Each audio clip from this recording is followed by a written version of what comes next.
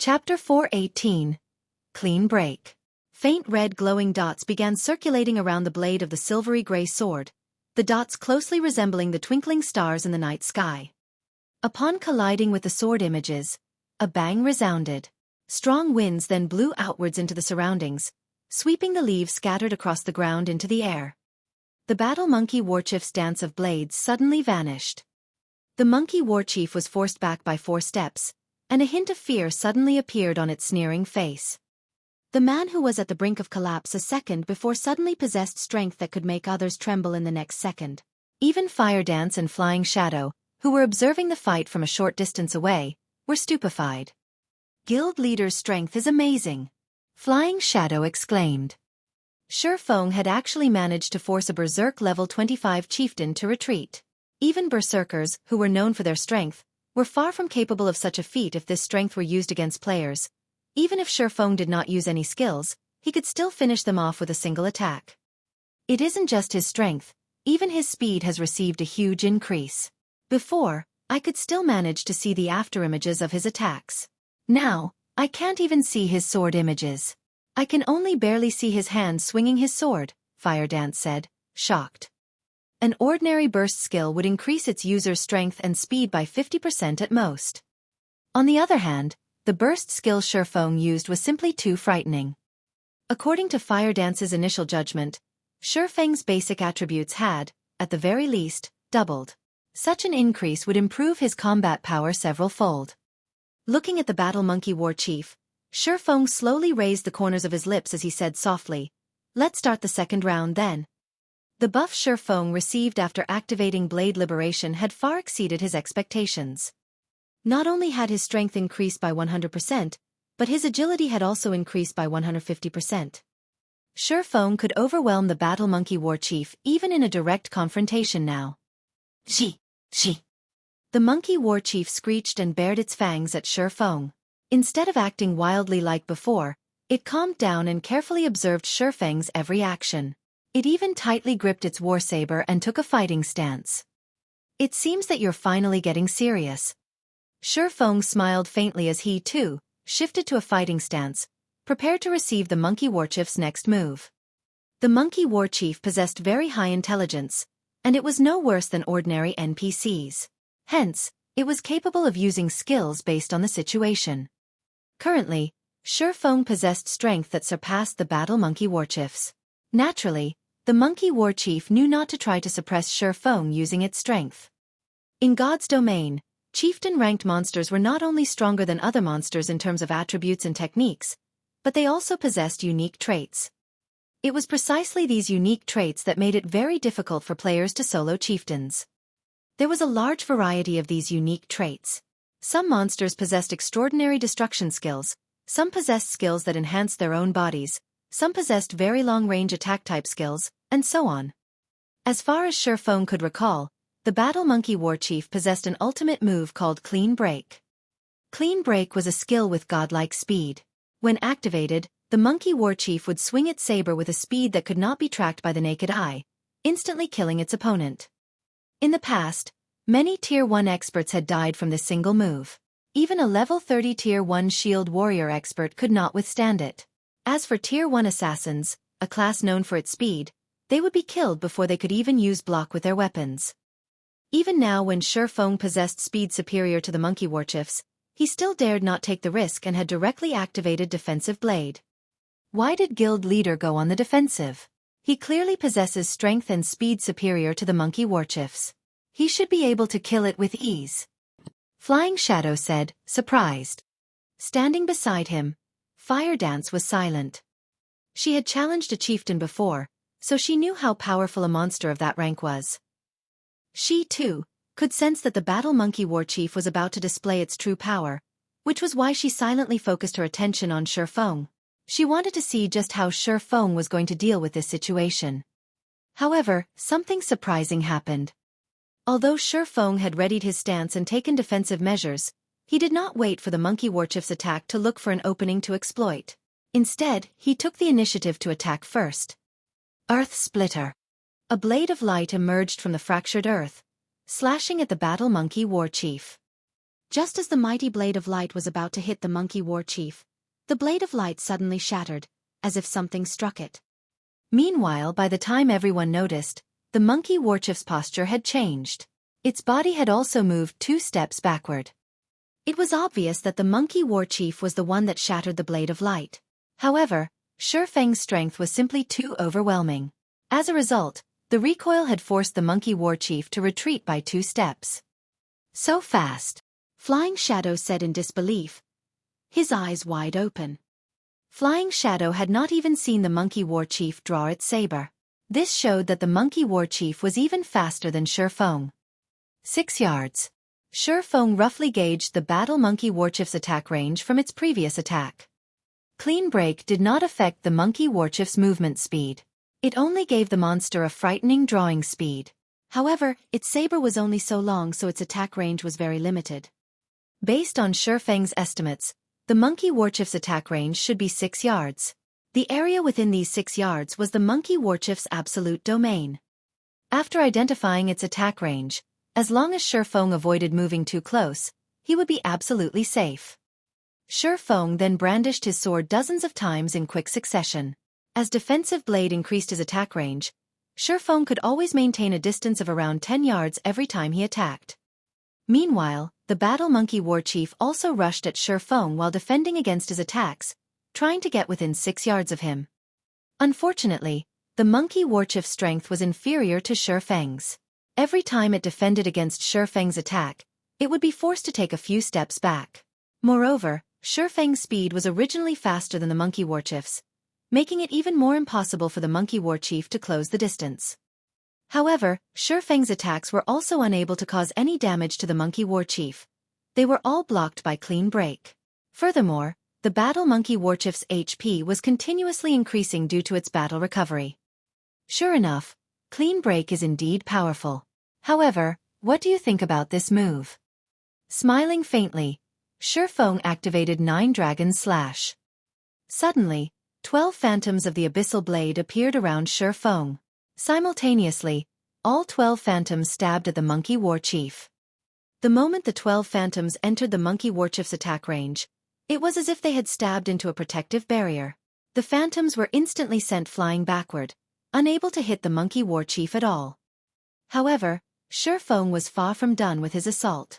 In the next moment, scorching hot flames emerged around the abyssal blade and the purgatory shadow. This was the effect of Xueqi's sure kill skill, the level 9 flame burst. It concentrated the power of flames to a single point for 12 attacks. Suddenly, Xueqi charged at the battle monkey war chief once more. Just as Xueqi was about to enter the attack range of clean break, he suddenly vanished. Although the monkey war chief was on high alert, it still could not detect Xueqi's existence at all. Moreover, it also needed to face the simultaneous attacks of the 12 phantoms. It had no energy to spare for locating Xueqi. When Xueqi appeared again, he was already standing directly in front of the battle monkey war chief. The abyssal blade was also only a short distance away from hitting the monkey war chief. Yet, the monkey war chief still managed to block the magic weapon with its godlike skill, clean break. What kind of attack speed is that? Fire Dance had been wholeheartedly focused on the battle. Now, however, she too was stupefied. In her view, Xueqi's sword simply could not be blocked at such a short distance. Yet, the monkey war chief had managed to do exactly that. How was Xueqi supposed to kill it? However, despite having succeeded in blocking Xueqi's attack, the battle monkey war chief had an extraordinarily grim expression on its face. In the next moment, the abyssal blade cleaved the war saber in its path, like a hot knife through butter. Immediately after, the purgatory shadow slashed the monkey war chief's body with 0 resistance. Following which, sword after sword landed on the battle monkey war chief's body. A series of 11 attacks struck the monkey war chief. Each attack dealt close to minus 10,000 damage. Some even achieved a critical hit, dealing close to minus 20,000 damage. The total damage caused by the 11 slashes completely surpassed the battle monkey war chief's 140,000 HP. The battle monkey war chief was as dead as a doornail. It's my win. Xueqi looked at the dead battle monkey war chief, smiling faintly. At this moment, he was mentally exhausted. He sat down involuntarily, his body unable to even stand properly. Following which, the sound of an emergency notification from the system rang out by his ears.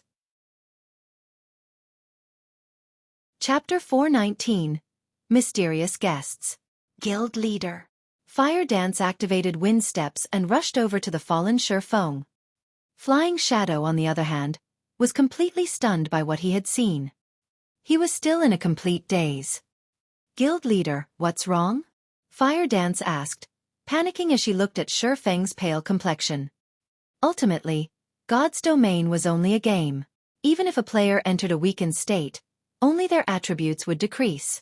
The debuff definitely would not weaken a player's mental state. It's nothing. I'm just tired, that's all, Xueqi muttered a reply. I'm going to enter system sleep mode to rest for now. You two take care of the loot and meet back up with Aqua. Remember, continue to grind in the gorge and do not go anywhere else. The Battle Monkey commander was not an ordinary chieftain. It was a chieftain found inside the White Fog Canyon, far different than other chieftains. Without void steps, even if Fire Dance and the others joined hands to fight it, they would inevitably have to flee. If Xueqi had not used void steps during his battle, defeat would have been his only outcome. Xueqi's mental capacity had long since reached its limit. Now that he had used void steps again, he had exceeded that limit. Nothing good would come from a player exceeding their own mental limit. Hence, the main god system would automatically send an official warning, suggesting the player to enter sleep mode. Players could recover their mental capacity while in sleep mode. In reality, it was exactly the same as sleeping. Only, while resting in sleep mode, players could recover more thoroughly. After instructing Fire Dance, Xueqi entered sleep mode and logged out of the game to rest. Sister Fire Dance, what happened? Flying Dance asked curiously when he saw Xueqi log off as soon as he arrived. Guild Leader is exhausted and has logged off to rest. Let's tidy up the drops here and return to the gorge, Fire Dance said, sighing relief. Logged off to rest? Flying Dance was surprised, his mind riddled with questions. This was the first time he had heard of a player needing to log off to rest due to a battle. Flying Shadow had once tried to grind continuously for over 10 hours. Although he was tired after his endeavor, he was fine after he ate some food and went to the hotel to rest. Now, Xueqi actually needed to log off and rest. However, after giving it some thought, Flying Shadow found nothing strange about this situation. After all, despite the Battle Monkey Warchief being such a powerful monster, Xueqi had soloed it with that mystifying move. It was unbelievable. Hence, it was not at all strange that it would take such a toll on his guild leader. On the contrary, it was perfectly reasonable. It would be awesome if I could learn that move. Flying Dance was still fascinated when he thought back to Xueqi's battle. But I think it will be very difficult to convince guild leader to teach me such a powerful move. No, I cannot give up. As long as I contribute more to Zero Wing, guild leader might agree to teach me if I ask. Flying Shadow's loyalty towards Zero Wing soared once more. He inwardly vowed to contribute his all to Zero Wing. After swiftly collecting the loot of the Battle Monkey Warchief, Fire Dance noticed Flying Shadow's dazed expression. At this sight, she could not help but chuckle, saying, Flying Shadow, stop daydreaming. We're going back to the gorge. Fire Dance could, more or less, understand Flying Shadow's thoughts. A player soloing a Berserk level 25 chieftain in God's domain was undeniably a miracle. Furthermore, the mysterious technique Xueqi had used shattered the common ideas everyone had of battles in God's domain. Hence, how could she blame him for being mystified?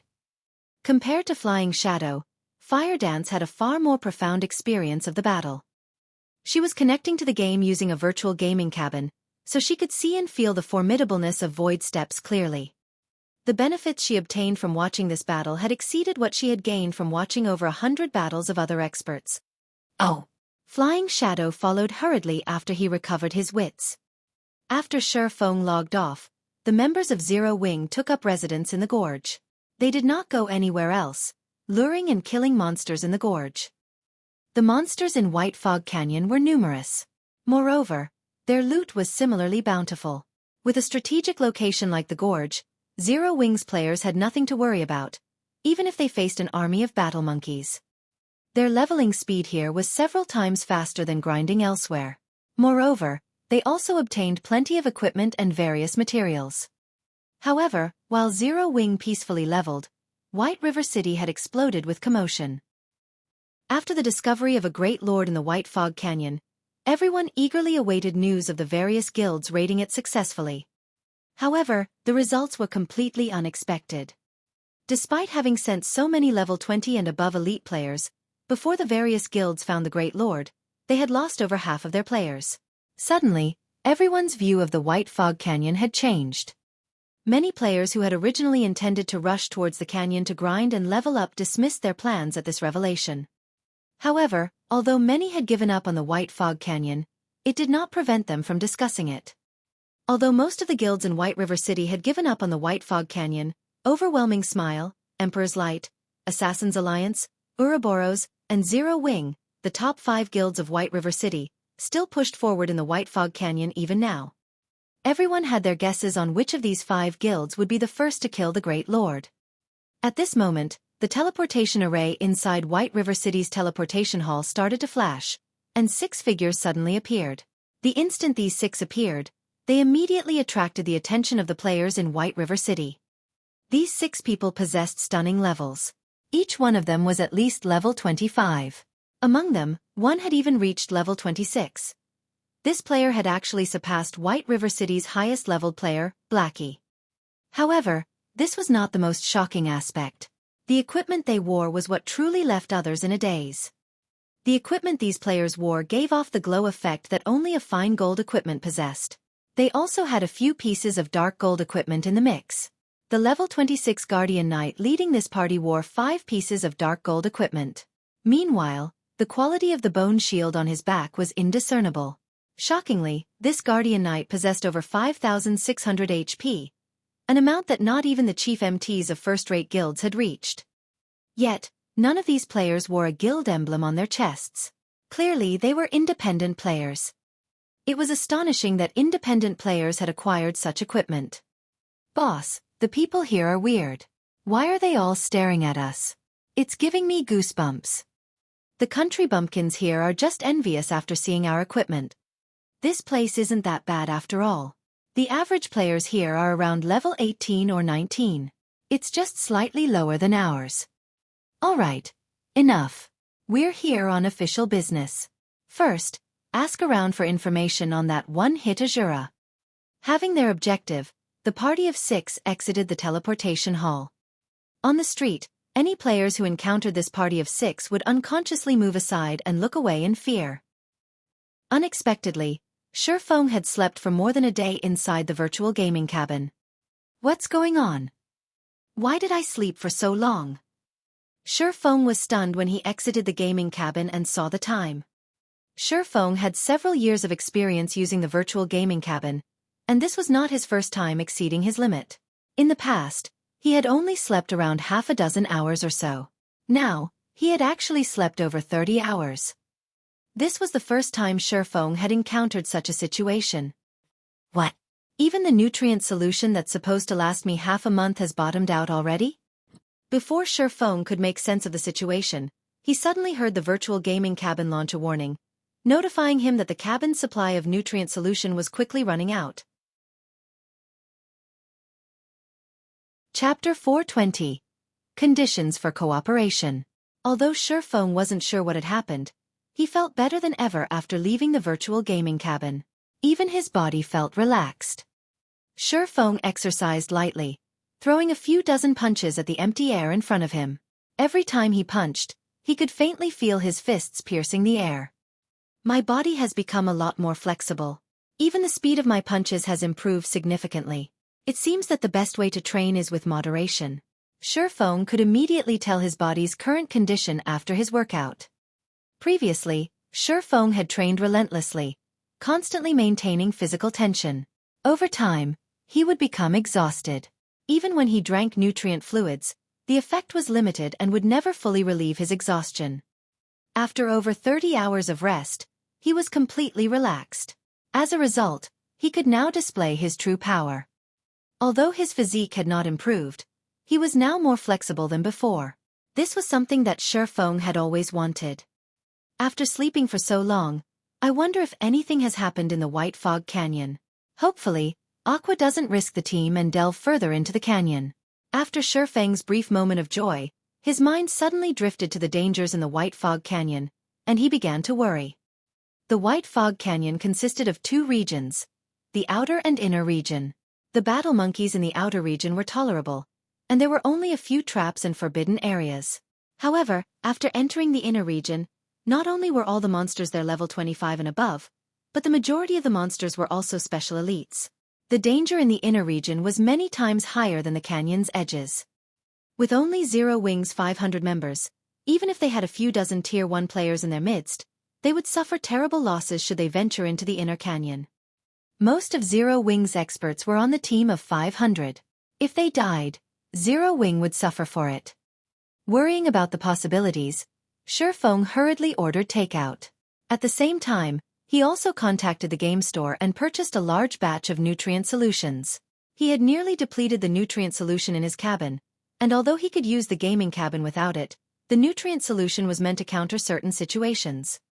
If he did not replenish the solution, should he exceed his mental limit again, his body would not recover to its peak condition like it had this time. After a short rest, Shifeng was ready to enter God's domain once more. Suddenly, however, his quantum watch rang. Looking at the caller ID, Shifeng discovered that it was Manager Xiao of Big Dipper Training Center. Why is he contacting me all of a sudden? Shifeng recalled that, regarding the matter of cooperation with Big Dipper, Manager Xiao said he needed to discuss things further with his superiors before making a decision. In the end, 4 days had passed since they spoke. Manager Xiao had not contacted him. Assuming that negotiations had failed, Shifeng gave up on the notion of cooperating with Big Dipper. Beyond that, Shifeng had been busy with his legacy trial, so he had forgotten about the matter entirely. Only after seeing the caller ID did Shifeng recall it. Originally, Shifeng had already prepared to start his own training center. In any case, he had 30 million credits from Gentle Snow, so he had the funds to start one on his own.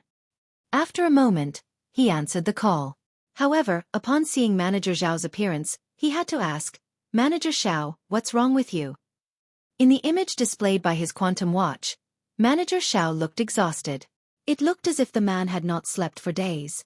There were even dark circles beneath his eyes. Manager Xiao was a martial artist, so his physique was far from that of an ordinary person's. He also had the benefit of the nutrient fluids. Even if Manager Xiao had stayed up for a few nights, he shouldn't look this miserable. Ha ha ha. It's nothing. It's nothing. Manager Xiao laughed. Master Shifeng, regarding our previous discussion, I've reported the situation to my elder brother. My elder brother held a director's meeting specifically for this purpose. In short, we agree to your conditions. However, we have a condition of our own. A condition. Shifeng chuckled before continuing, what condition? Although Shifeng was physically only 22 years old, he was mentally over 30. He had experienced many negotiations before, so he could instantly tell that Manager Xiao was hiding something. Currently, God's domain's popularity had exploded. An increasing number of people had become addicted to the battles in God's domain, and many had lost interest in the fights in real life. Naturally, this would affect locations such as training centers and dojos. Based on Manager Xiao's appearance, Shifeng was sure of it. Big Dipper Training Center's business was declining rapidly, so much so that it had caused even those in power in Big Dipper to tremble. Hence, they needed someone that could revitalize Big Dipper. Although fighting competitions were becoming less popular, there was still a market for them. Only, other than possessing first-class facilities, Big Dipper had nothing else to offer. Compared to the dojo commanded by Jinhai City's champion fighter, Chen Wu, Big Dipper Training Center was significantly inferior. If they had a martial arts master to lead the training center, helping them forge a name for themselves and acting as a combat instructor, they could save themselves from their current decline. After all, the combat techniques displayed in God's domain were mostly evolutions of the combat techniques found in real life. We require Master Shifeng to compete against a well-known fighter. As long as Master Shifeng wins, we have no issues agreeing with all of the conditions you have previously stated, Manager Xiao explained. May I know your thoughts on this? Even a fool could tell that the big shots of Big Dipper wished to test Shifeng's strength and at the same time, increase Big Dipper's reputation. Meanwhile, to garner fame for the training center, Shifeng's intended opponent would certainly be powerful. Fine, but I have another condition, Shifeng answered. Master Shifeng, please don't hold back, Manager Xiao said excitedly upon hearing Shifeng's reply. If I win, I want 5 virtual gaming cabins and 15 S-rank nutrient fluids. Shifeng coveted the S-rank nutrient fluids. It was something that he could not buy even if he had the money. The virtual gaming cabins were similarly in high demand. Currently, Zero Wing's workshop was still in its development phase. If he wanted to improve the workshop quickly, he needed a large number of experts. However, ordinary experts of God's domain would not do. He needed top-tier experts. With the virtual gaming helmet's 90% sync rate, it was simply impossible to nurture a top-tier expert. However, until this day, Zero Wing only had a measly 5 virtual gaming cabins. Ignoring the ones dedicated to himself, Fire Dance, and Blackie, there were only 2 cabins available for the other core members of the workshop. If he could obtain another 5 virtual gaming cabins, although not every core member could have their personal cabin, rotating use should suffice. This, Manager Xiao felt cornered upon hearing Shifeng's request. 15 bottles of S-rank nutrient fluids. With Big Dipper's connections, they could barely obtain so many. As for the 5 virtual gaming cabins, there were no problems on that end, either. However, these items together were worth around 30 million credits. Even to a successful corporation like Big Dipper, this was not a small sum of money. Normally, they could have afforded to agree to Shifeng's request. Now, however, Big Dipper's business was not doing too well. No good. Shifeng frowned slightly as he said, if you can't do it, I can only look elsewhere.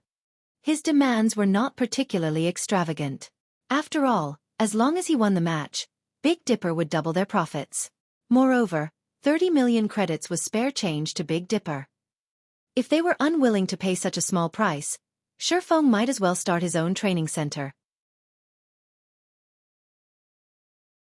Chapter 421. Did you transmigrate? Live combat was not without danger. It was especially true in a fight between experts. Injuries were commonplace.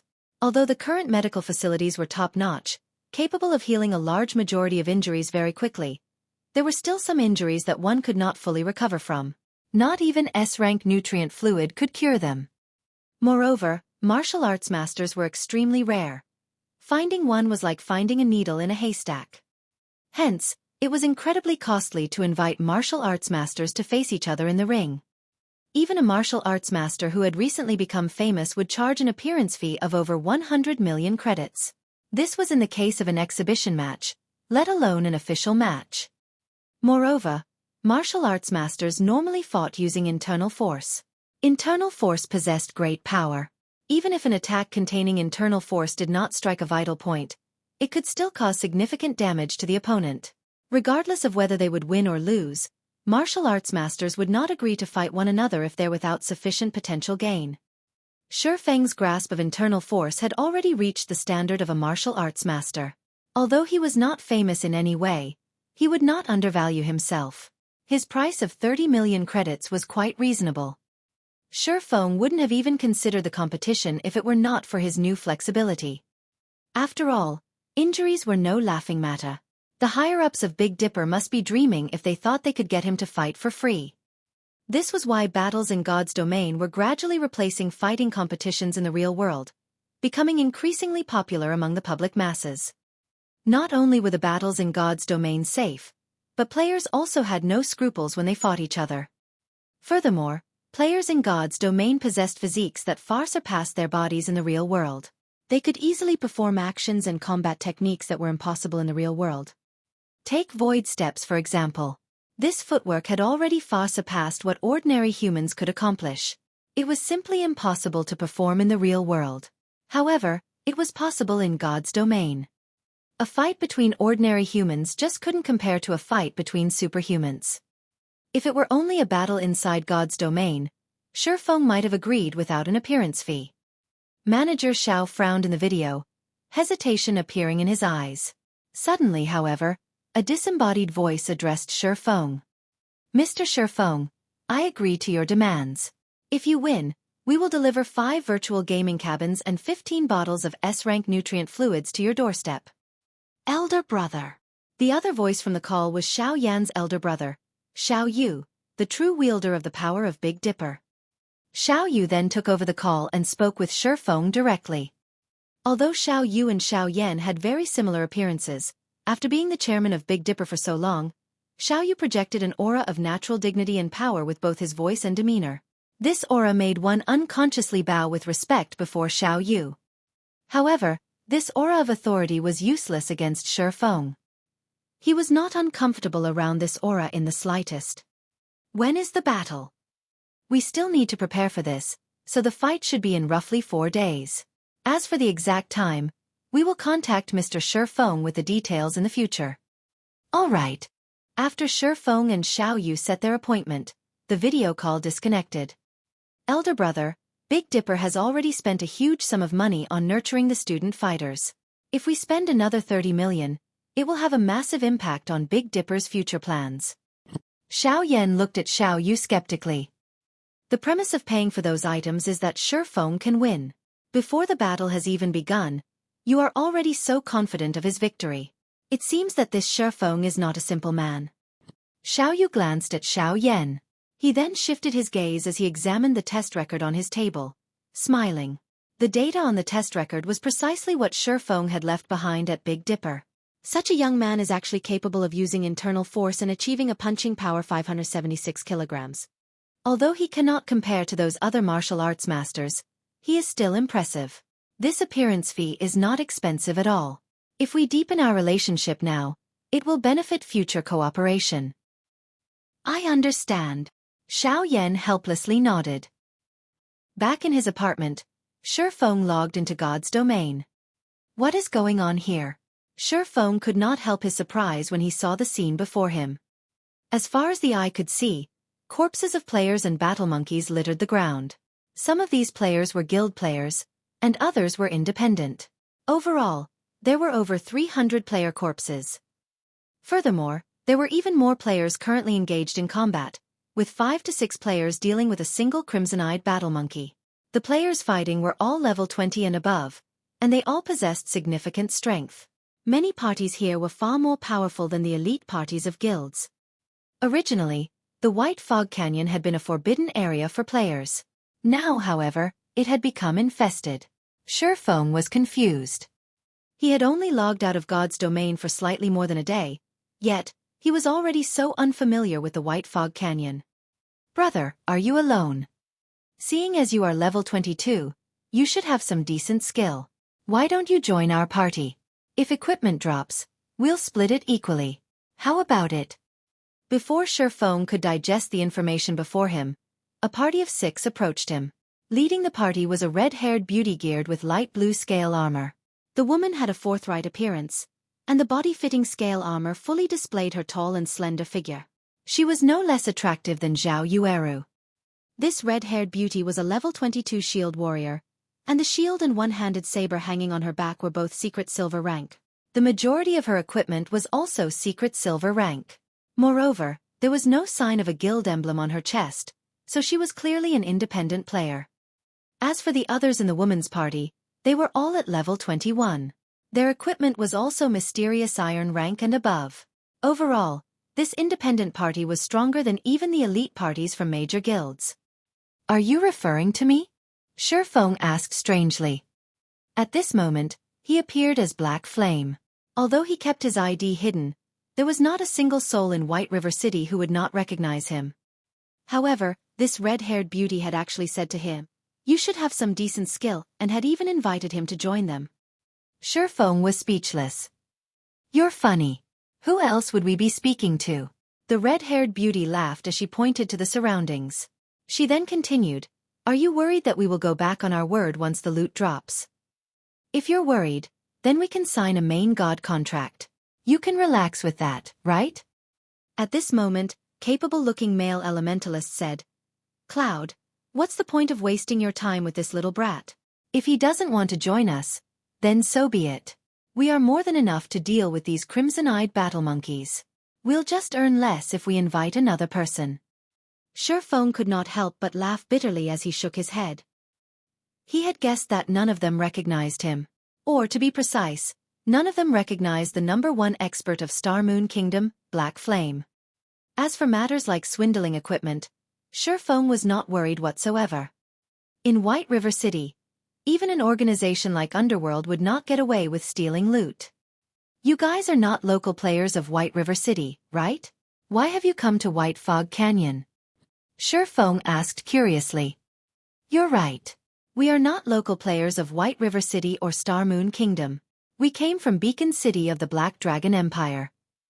However, that's really not surprising though, right? Many of the parties here have also come from different cities and countries. Didn't you know that? You couldn't have transmigrated, right? Chapter 422. Warfire Set Equipment. Xueqi was rendered speechless by the red-haired beauty.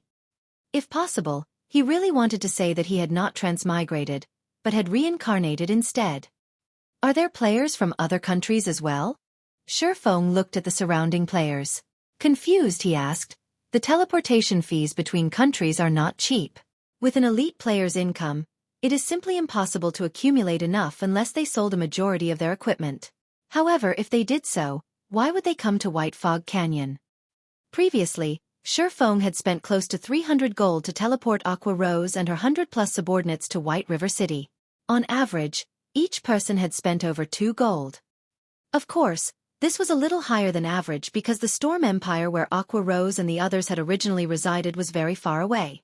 However, even if a player came from the Black Dragon Empire, they would need to pay around 1 gold 40 silver to reach White River City. Only those powerful players might be able to afford such a fee. As for the party of independent players before him, even if they emptied their pockets, at most, they would have 20 to 30 silvers. Accommodations, food, potions, repairs, and such things required a lot of money, so it was not possible for players to save too much. Yet, among the crowd of players in White Fog Canyon, many had traveled across countries to visit. This was simply madness. You came to White Fog Canyon without even knowing this? The red-haired beauty's eyes widened, looking at Xueqi as if he were a fool. Suddenly, Xueqi was momentarily stunned as he thought of a possibility. Don't tell me they've already discovered the secret of the Starfire or? Xueqi's chest tightened. He then shook his head, denying his thoughts. No. Even if the secret of the Starfire or had been discovered, there had not been this many players traveling to White Fog Canyon from other countries in the past. Although Starfire ore was quite valuable, it was not that easy to obtain in White Fog Canyon. The risks outweighed the benefits by far. Even in the past, not many players had risked themselves for the ore. On top of that, the levels of the current player population were much lower than in the past.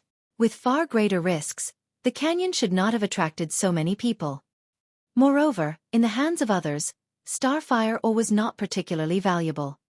Each ore was only worth 1 silver. Only by collecting 100 ore could one earn 1 gold. However, with the level and tier of the current players, the difficulty of collecting 100 Starfire ore was more difficult than clearing a 20-man hard mode team dungeon. Xueqi had considered Starfire ore profitable because he had the Horizon Alliance, a lifestyle guild, working under him. There were even a large number of amazing forgers working for him. With the Starfire ore, he could produce various high-level equipment and make a huge profit. Cloud, let's stop wasting time with this brat. If this continues, the others will steal all the remaining crimson-eyed battle monkeys. How are we supposed to make a profit then? The elementalist grumbled indignantly. Don't forget, we borrowed a lot of money to come here. If we waste any more time, our equipment will belong to someone else. You really do not know? The red-haired beauty asked again. However, seeing Xueqi's confused gaze, she didn't think he was lying. Previously, she thought Xueqi belonged to another party when she saw him.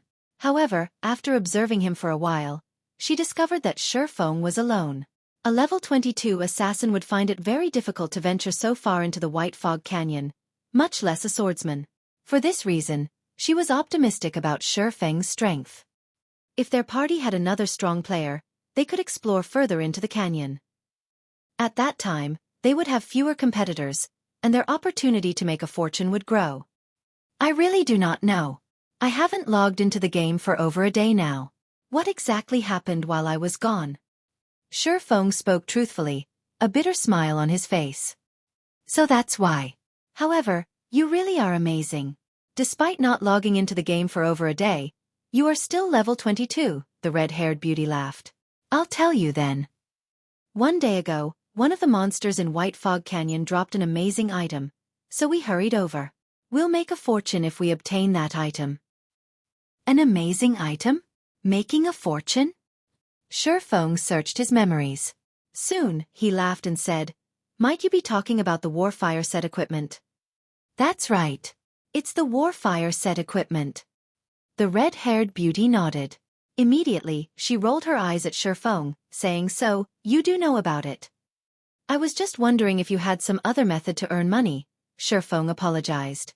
However, the drop rate of the Warfire set equipment is extremely low. Also, even if one did drop, it would not be sufficient to cover your travel expenses. The Warfire set equipment was unique to White Fog Canyon, and any player could equip it. If a magical class wore it, the set would generate attributes suitable to magical classes. If a physical damage-dealing class wore it, the set would generate attributes suitable to physical damage dealers. If a tank class wore it, the set would similarly generate attributes suitable to tanks. Overall, the Warfire set equipment was very special. In addition, the Warfire set equipment was evolvable. It started out as bronze rank, and if one was willing to sacrifice a sufficient amount of EXP, they could evolve the set to fine gold rank. Meanwhile, the Warfire set equipment's level ranged from 20 to 30. Similar to epic items, it would level up according to the player's level. The attributes of the equipment would similarly improve. A level 30 fine gold set equipment. To the core team of any guild, equipment of such quality was extremely precious. It was incredibly hard to obtain even from a dungeon. Not to mention, dungeons had a cooldown time, making it far more difficult to obtain a complete set. Hence, in the past, the Warfire set equipment had been highly sought after by the various guilds. As long as they sacrificed sufficient manpower, time, and EXP, they could obtain a fine gold set equipment. The Warfire set equipment was the easiest fine gold set equipment to obtain. What do you know? The elementalist said disdainfully. Someone has already offered to purchase each set piece for 5 gold coins. If we collect all 7 set pieces, that person is willing to pay 80 gold. Moreover, this price was offered up 10 hours ago. Now, it's definitely higher than 80 gold. 80 gold. Feng could not help but laugh. If they could really farm the full Warfire set equipment, Feng was willing to spend even 180 gold. Not to mention a level 30 fine gold set equipment. Even the fine gold ranked arclight shields Feng previously made had sold for over 30 gold coins. In the past, there were many players who had sought to make a fortune through grinding for the Warfire set equipment. However, the set's drop rate was abysmally low. Only when guild teams had spent a long time grinding did they barely manage to obtain a few sets. Look at how excited you are. We need to get the full set in order to get 80 gold, the red-haired beauty laughed. How about this? If you guys obtain any of the set pieces, I'll buy them for 10 gold each. Feng decided that the red-haired beauty's party was relatively powerful. If given a few days, they might obtain 1 or 2 set pieces. It was not a bad idea to purchase the Warfire set equipment directly. Items such as a fine gold set equipment were mainly used for raiding dungeons. To an independent player, its usage was limited. If you gather all 7 pieces, I'll buy the set for 180 gold. Hearing Feng's offer, the red-haired beauty's party was stunned. Feng had so casually offered 180 gold. It was not easy to obtain so many gold coins, even if one had the credits to afford them. Not even the tycoon players could come up with so many gold coins at a moment's notice. However, they had actually met such a player. At this moment, all 6 had the same thought. They've met a godlike tycoon. Chapter 423. Final Cave. Are you serious? The red-haired beauty could not help but re-evaluate her opinion of Feng, going as far as using an identification skill on him. However, other than the fact that Feng was level 22, she could not uncover any information about Feng. The beauty's companions had similarly focused on Feng, hoping he would confirm their suspicions. Feng's offer of 10 gold coins for each piece of the Warfire set far surpassed any offer they had received thus far. Furthermore, if they could collect the entire set, they could sell it to this swordsman for 180 gold, making a fortune. Of course. We can add each other as friends. As long as you obtain the Warfire set equipment, you can contact me anytime, Xueqi said, smiling. What a joke. That was the Warfire set equipment. If he bought it for 180 gold, he would only profit. Fine gold set equipment dropped from level 20. 50-man large-scale team dungeons. Moreover, only hard mode dropped them. Only 100-man hell mode team dungeons would drop dark gold set equipment. Unfortunately, it was too difficult to collect a complete set. As for the Warfire set equipment, Xueqi recalled a few valuable farming locations for it. It was not because those locations had higher drop rates, but because the battle monkeys there were densely packed. The more monkeys one killed, the higher chances they would have of the set equipment dropping. Although Xueqi wished to grind for a few pieces himself, those locations required a sufficiently powerful team. With Zero Wing's current 500-man team, farming in those areas would be suicidal. At the very least, they needed a team of 500 Tier 1 players. For now, the only thing Xueqi could do was to enter the inner region of the White Fog Canyon and mine Starfire Oregon. Excellent! My name is Virtuous Cloud. We will contact you if we obtain the Warfire set equipment. Virtuous Cloud sent a friend request to Xueqi. Xueqi then clicked accept. Black Flame, is it? Okay, I will remember it. Virtuous Cloud nodded when she saw Xueqi's alias appear on her friends list. I will contact you once we obtain the equipment. At that time, make sure you do not reject my call. Xueqi simply smiled in response before walking towards the gorge. At the same time, he contacted Aqua Rose. Guild leader. You're finally online. I have some important news for you, Aqua Rose said, smiling. You must be talking about the large number of outsiders arriving in White Fog Canyon, right? I've already learned about it. Where are you right now? Why don't I see any of you in the gorge? What's the status of the team? By this time, Xueqi had arrived at the gorge. However, the area was desolate, which worried him somewhat. We don't know where we are right now. We had kept to the gorge, grinding. However, somewhere along the way, over a dozen flame guards suddenly ran out of the inner region of the canyon. These flame guards were all level 28 lords. Their flame domain was simply too powerful. As the battle monkey army waited for us outside the gorge, we had no choice but to go further into the White Fog Canyon. Fortunately, we got lucky. We retreated to a place called the Final Cave. The flame guards were huge. They couldn't follow us into the cave. However, they've been standing guard outside the entrance, so we can't leave. Final Cave? Where is it? Xueqi was surprised. He was very familiar with the White Fog Canyon. However, he had never once heard of the Final Cave. We don't know either. The system map doesn't show our location. However, this cave is massive. There are also plenty of monsters here. Fortunately, there aren't any Lord-ranked monsters, so we have been able to cope. Aqua Rose did not know their current whereabouts. While Xueqi had been offline, they had been busy escaping for their lives and had no time to worry about where they fled to. Add me to the team. And don't venture too far into the cave. I'm on my way, Xueqi hurriedly said, frowning. There were many dangerous areas in White Fog Canyon, and it was highly possible that Aqua Rose and the others had found one. In God's domain, dangerous areas were forbidden lands for players like the cold water pool Xueqi had encountered in the Origin Sword domain. If one did not possess the appropriate countermeasures, they would die with absolute certainty. After Aqua Rose sent a team invite to Xueqi, she reminded, Guild leader, you need to be careful. There are over a dozen flame guards outside the cave's entrance. Ah, I understand. Xueqi nodded. After Xueqi joined the team, he activated team tracking. With this mechanic, Xueqi could locate a specific team member and meet up with them. The stone forest to the south.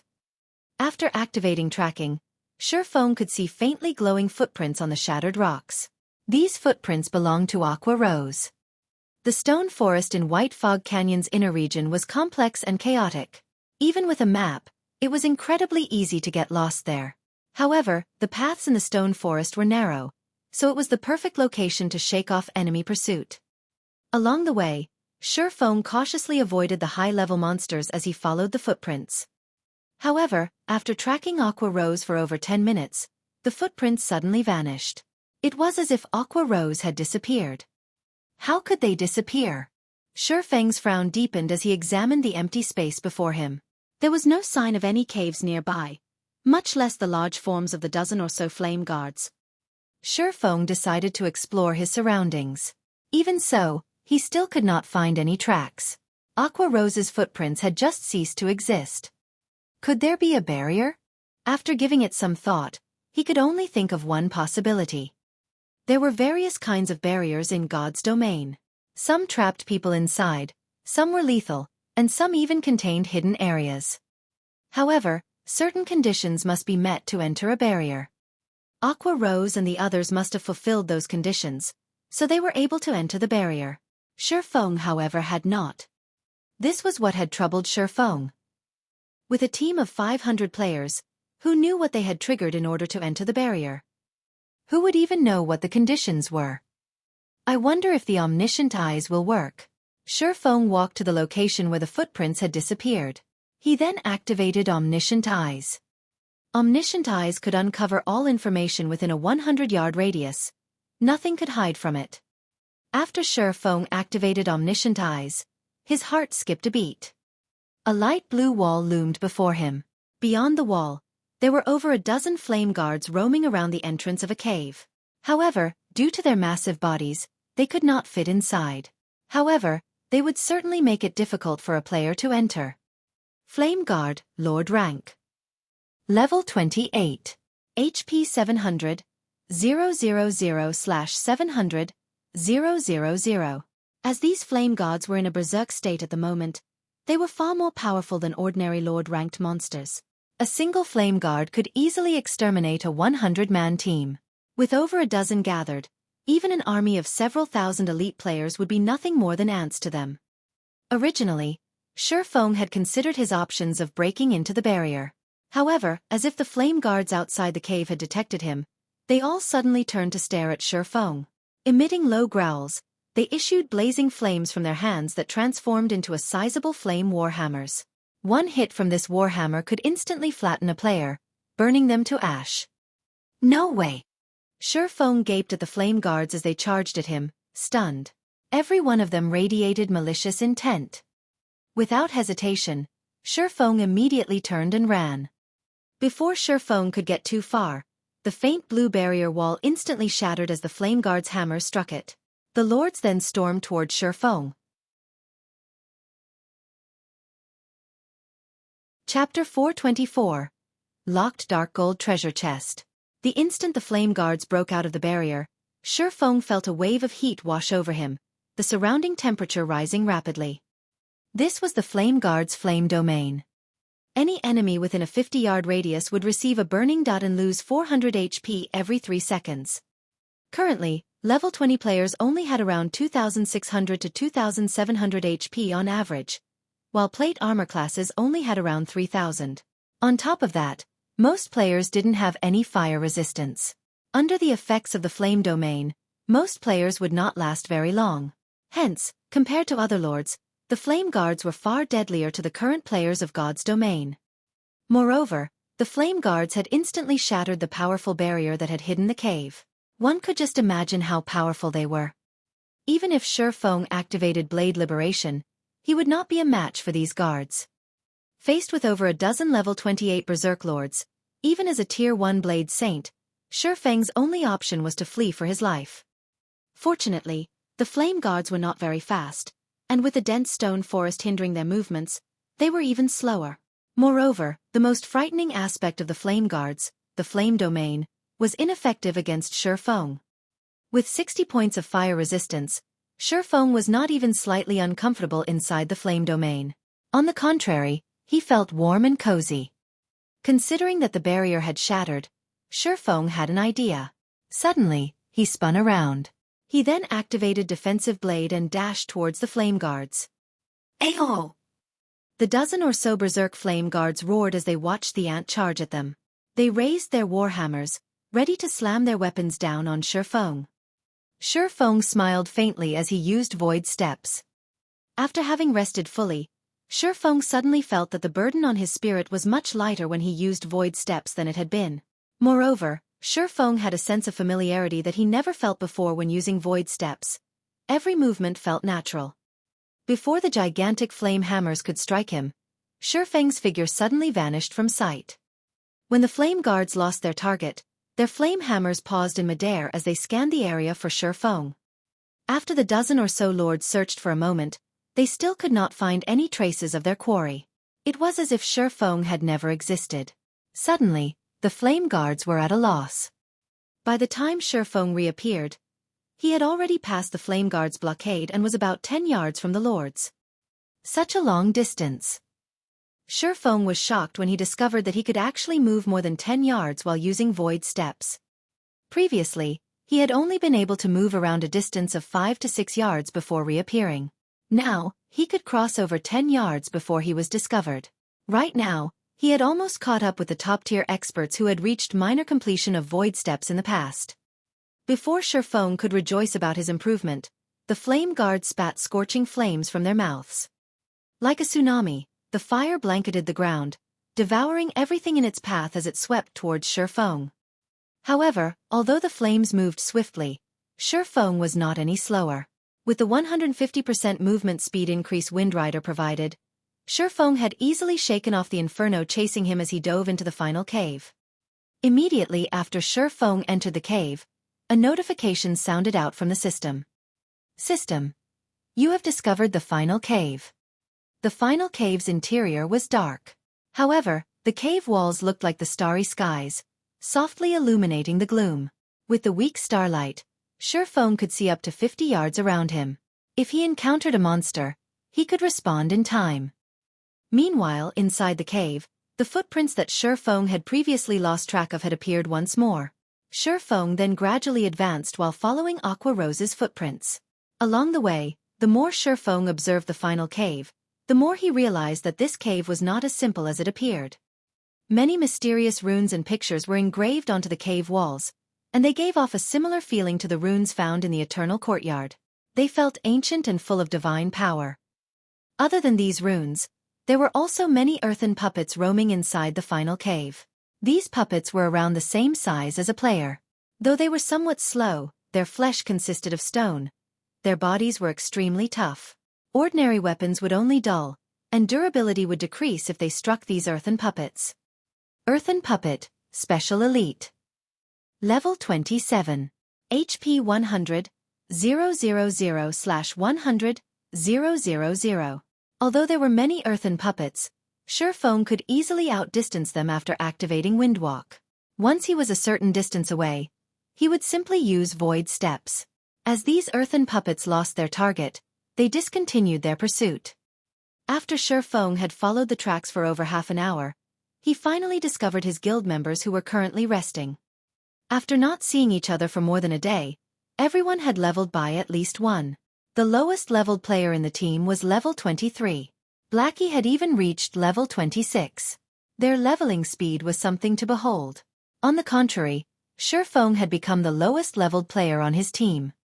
When everyone noticed Xueqi's arrival, their eyes widened in shock. It was as if they had seen a ghost. Guild leader, how did you manage to get in here? The Guardian Knight Kola asked, concerned. They knew full well just how powerful those earthen puppets were. Not only did they have high magic resistance, but their defense was also powerful. Their attacks were just as frightening. To kill just one, they had to spend a long time wearing it out. However, those earthen puppets respawned indefinitely. Sometimes, if they took too long to kill one another would respawn the moment it died. Meanwhile, when those earthen puppets discovered an enemy, they would not rest until their target was dead. If they did not kill them, these puppets would overwhelm them. They had spent over half a day to reach their current location, yet, Xueqi had arrived so casually. Moreover, only 2 hours had passed since he had started to search for them. I ran here of course, Xueqi laughed. Guild leader, did you not encounter any earthen puppets? Aqua Rose asked curiously as she stared at Xueqi who did not appear exhausted in the slightest. I met them, but I managed to throw them off. Xueqi smiled. All right, let's not worry about that. Let's leave. Guild leader, we can't leave, Aqua Rose said, shaking her head. Previously, when Fire Dance scouted ahead, she discovered a locked dark gold treasure chest not far from here. She is currently trying to unlock it, while we're helping her fend off the patrolling puppets. A locked dark gold treasure chest? Xueqi could not help his excitement upon hearing those words. Xueqi could count on one hand the number of dark gold treasure chests he had encountered in the past. Countless guilds would drool over a dark gold treasure chest because there was a certain chance to obtain an epic item. Dark gold items were extremely rare in God's domain at the moment. As for epic items, most players dared not even dream of owning one. Xueqi had only obtained a few due to good luck. No other guild had one.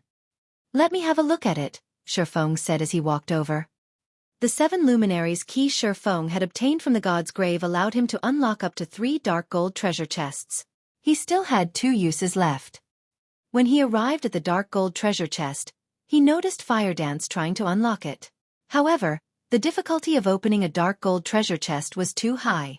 Fire Dance's unlock skill level was not insignificant, and she had a very small chance of unlocking a dark gold treasure chest. However, after trying over 100 times, she had not succeeded. Let me try. Xueqi walked over and took out the 7 luminaries key, inserting it into the ancient magic lock. In the next moment, a faint blue glow emerged from the 7 luminaries key and flowed into the lock. With a click, the chest unlocked. Chapter 425. Jack of all trades. After the dark gold treasure chest unlocked, Xueqi immediately tried to open it. The instant Xueqi touched the treasure chest, however, a sudden sense of danger flooded his mind. He felt as if some poisonous snake stared at him, his body trembling involuntarily. Guild leader, what's wrong? Fire Dance, who stood to one side, asked curiously when she saw Xueqi freeze. Xueqi did not answer Fire Dance's question immediately. Instead, he frowned at the golden treasure chest in front of him, before examining his surroundings. Suddenly, he discovered that the terrain here was somewhat unique. The ground 30 yards around the dark gold treasure chest was slightly indented. Although the ground around the treasure chest was 15 centimeters lower, the difference was indistinguishable due to the large area and the dim lighting in the cave. To Xueqi, whose 5 senses were extremely acute, he could even discover traces of spiderwebs. While adventuring in the fields of God's domain, one would frequently stumble across traps. These traps were very powerful, and in the past, many players had given their lives to these traps. High-tiered players were no exception. In the past, while Xueqi was a Tier 3 Sword King, he had fallen into a trap, losing his life. Hence, no one could afford to be careless while adventuring in the wild. With the strange terrain before him, how could Xueqi not grow suspicious? Fire Dance, stay 40 yards away from this place. Although Xueqi did not know what was special about the area, he would not give up this dark gold treasure chest. Even the most inferior quality item in a dark gold treasure chest was dark gold rank. There was even a small chance to obtain an epic item. Although Fire Dance had no idea what was happening, she listened to Xueqi's command and distanced herself over 40 yards from the treasure chest. As a safety precaution, Xueqi unsheathed the abyssal blade from his waist. Phantom kill. A doppelganger suddenly appeared beside Xueqi. For 40 seconds, Xueqi could swap positions with his doppelganger instantly. Xueqi had his doppelganger move 40 yards away from the treasure chest as well. All right, everything seems in place. After Xueqi prepared for the potential trap, he slowly opened the dark gold treasure chest. The instant he opened it, a blinding light escaped from the treasure chest, illuminating the cave. After the light dispersed, Xueqi was stunned when he saw the contents of the treasure chest. A lone dark blue crystal pendant sat inside the chest. Previously, Xueqi had gained multiple items from the dark gold treasure chest he had opened in the god's grave. Among those items, the most valuable was the forging manual for the dragon scale set equipment. Now, however, there was a single pendant inside this dark gold treasure chest. I wonder what's so special about this pendant. Although Xueqi was slightly disappointed, pendants were extremely rare in God's domain. Dark gold ranked pendants were more scarce. Although it could not compete with the value of the dragon scale set equipment forging manual, it was still a considerable harvest. The moment Xueqi picked up the pendant, a light blue magic barrier appeared 30 yards around the treasure chest, trapping Xueqi within. A trap that imprisons people? Xueqi carefully observed his surroundings, noticing that the light blue barrier had sealed him in completely. Guild leader. Fire Dance immediately grew anxious. Dashing up to the barrier, she used Instant Kill, a Tier 1 assassination skill. The skill allowed her to attack her enemy with astonishing speed while inflicting massive amounts of damage. It was one of the fastest and most powerful skills among the Tier 1 skills of assassins. However, when Fire Dance's swift and violent attack struck the light blue barrier, her attack was ineffective. The collision did not even generate a small spark. After Fire Dance attacked the barrier, the earth began to tremble. An earthen guard suddenly clawed its way out of the ground within the barrier. Similar to the flame guards, the earthen guard was a Lord-ranked monster. Earthen Guard, Lord rank. Level 28. HP 1, 000, 000/1, 000, 000. Compared to the flame guards, however, the earthen guard's attack power and defense were far stronger. Although the earthen guard was inferior to the flame guards against a group of players, against a solo or a handful of players, it was significantly more devastating than the flame guards. So it's a twofold killing type trap. Xueqi suddenly understood his situation. If any other player were trapped in this place, the earthen guard might annihilate them. Fortunately, Xueqi was no ordinary player. When the earthen guard swung its iron fist down on Xueqi, the air felt as if it had been blasted apart. Not daring to tarry a second longer, Xueqi immediately swapped places with his doppelganger. In the blink of an eye, Xueqi's doppelganger arrived inside the barrier and sent a chop at the earthen guard's fist. Meanwhile, Xueqi had arrived outside the barrier, standing safely where his doppelganger had been. However, the difference of strength between the doppelganger and the earthen guard was massive.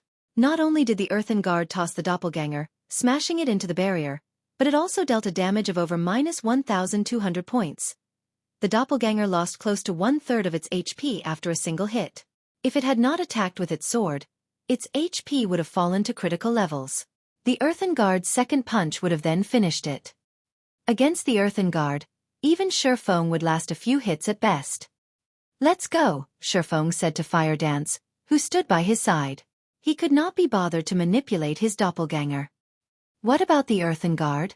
Fire Dance asked worriedly as she watched the Lord inside the barrier. Fire Dance knew about Xueqi's phantom kill skill.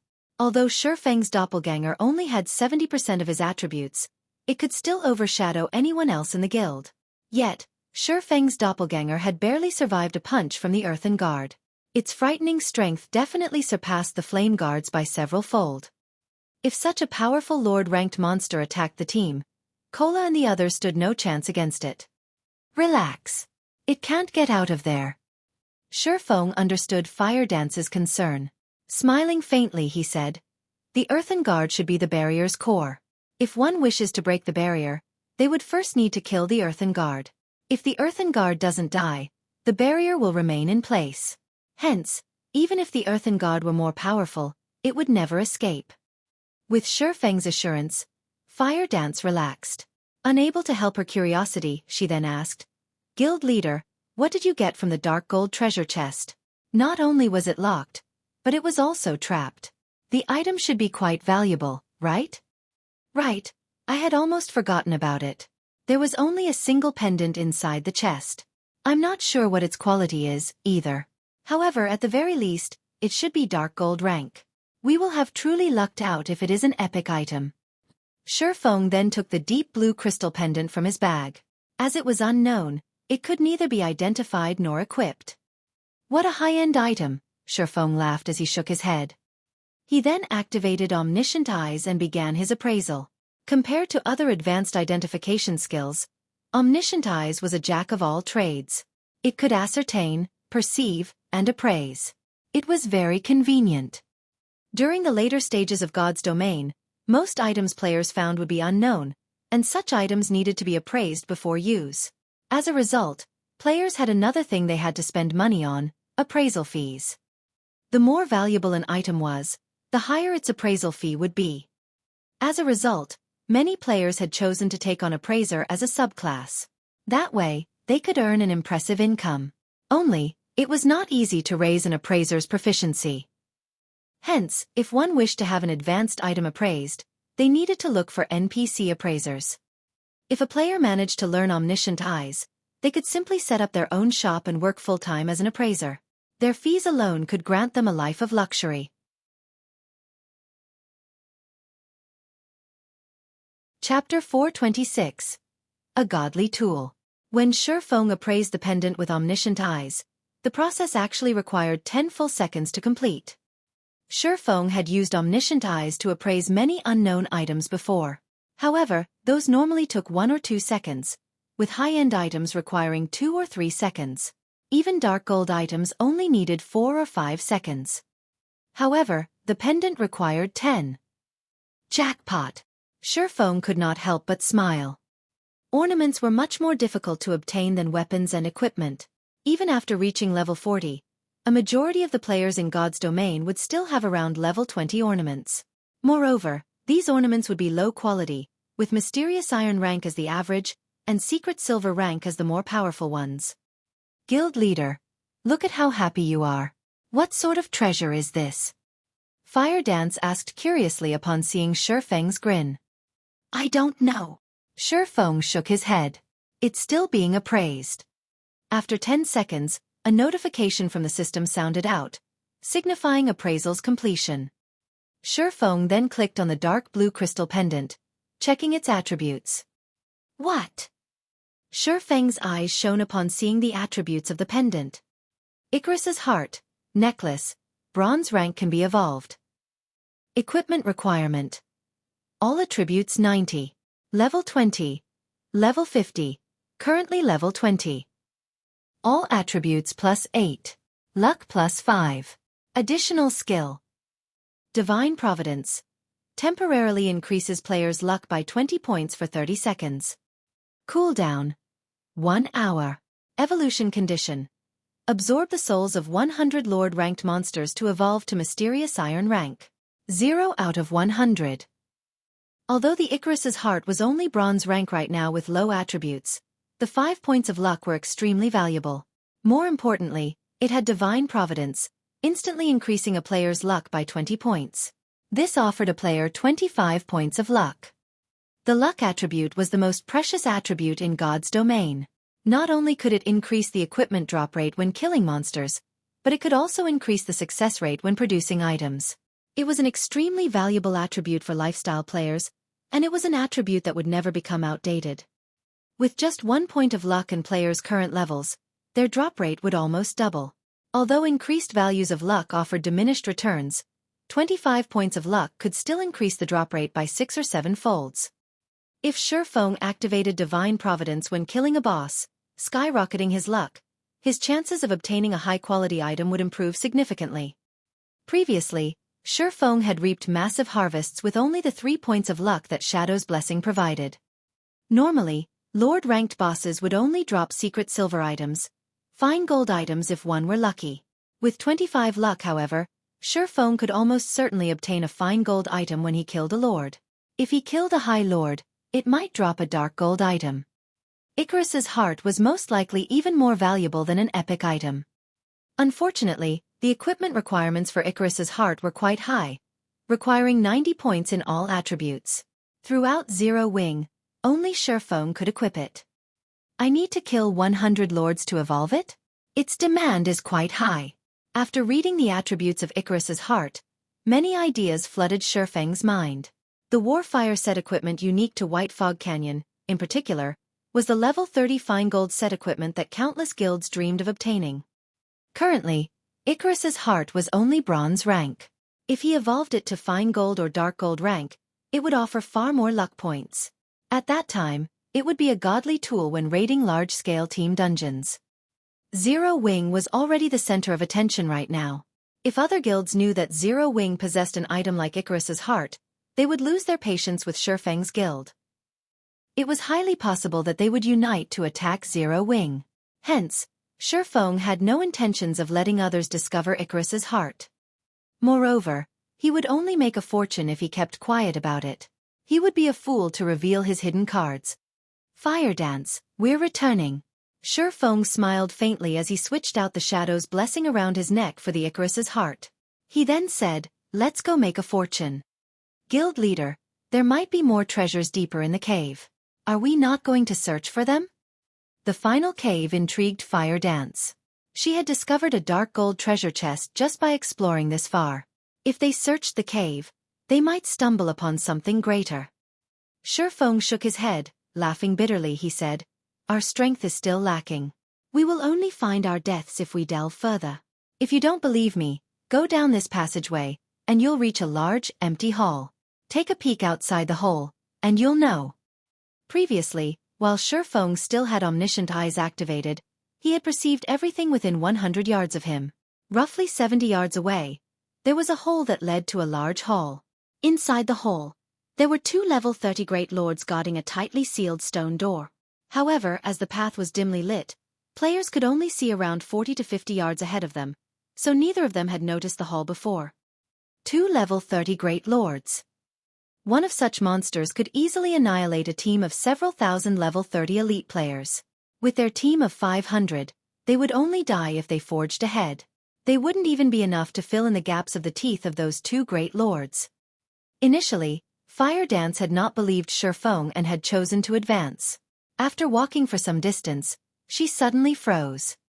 She had not stopped because she did not wish to continue forward. Rather, it was because she could faintly see the hole. However, Fire Dance could feel power and killing intent that gave her goosebumps radiating from the hole. She felt as if she would plunge into an abyss if she took another step. Fire Dance's intuition was undoubtedly correct. If she dared to enter the hall, the great lords inside would slaughter her mercilessly. Thus, Xueqi had told her only to take a peek from outside the hole. "All right, let's head back. We shouldn't make Aqua and the others wait for us too long." Xueqi laughed as he saw the hesitant look on Fire Dance's face. Fire Dance obediently nodded. She then pouted at Xueqi, complaining, "Guild leader, you're too evil." If Xueqi had told her there were such powerful monsters ahead, she would not have approached them. Fortunately, she had sensed them and stopped. Had she not, the consequences would have been dire. "Relax. Those monsters are only guarding the door. As long as we don't go through the hole, they won't attack us," Xueqi said, laughing. "However, after not seeing you for some time, it seems that your senses have grown sharper. You sensed the danger when you were halfway there."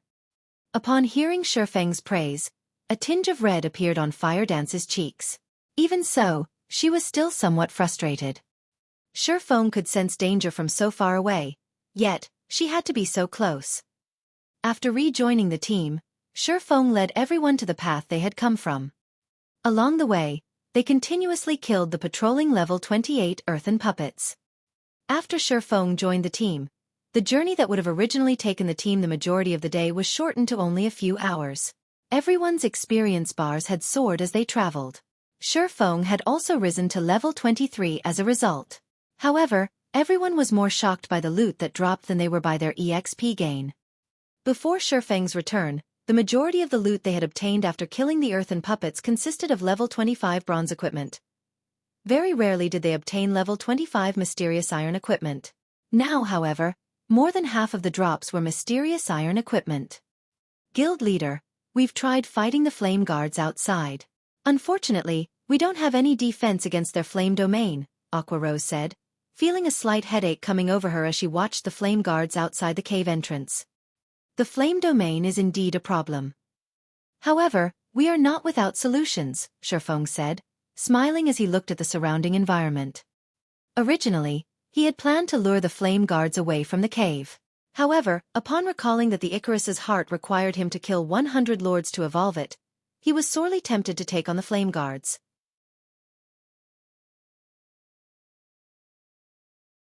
Chapter 427. Raiding the Flame Guards. There's a way to deal with them? Although she did not voice it, Aqua Rose doubted her guild leader's declaration when she saw his confident smile. With Xueqi's frightening damage and support, it would be a breeze to deal with an ordinary lord-ranked monster. Aqua Rose had also witnessed this before personally. However, the level 28 flame guards were somewhat different. Due to White Fog Canyon's unique environment, they were constantly in a berserk state. Their attack power and attack speed were far superior to Lord-ranked monsters of the same level elsewhere. Their combat power could rival high lords of the same level outside the canyon. If they only had to kill one flame guard, they had a chance.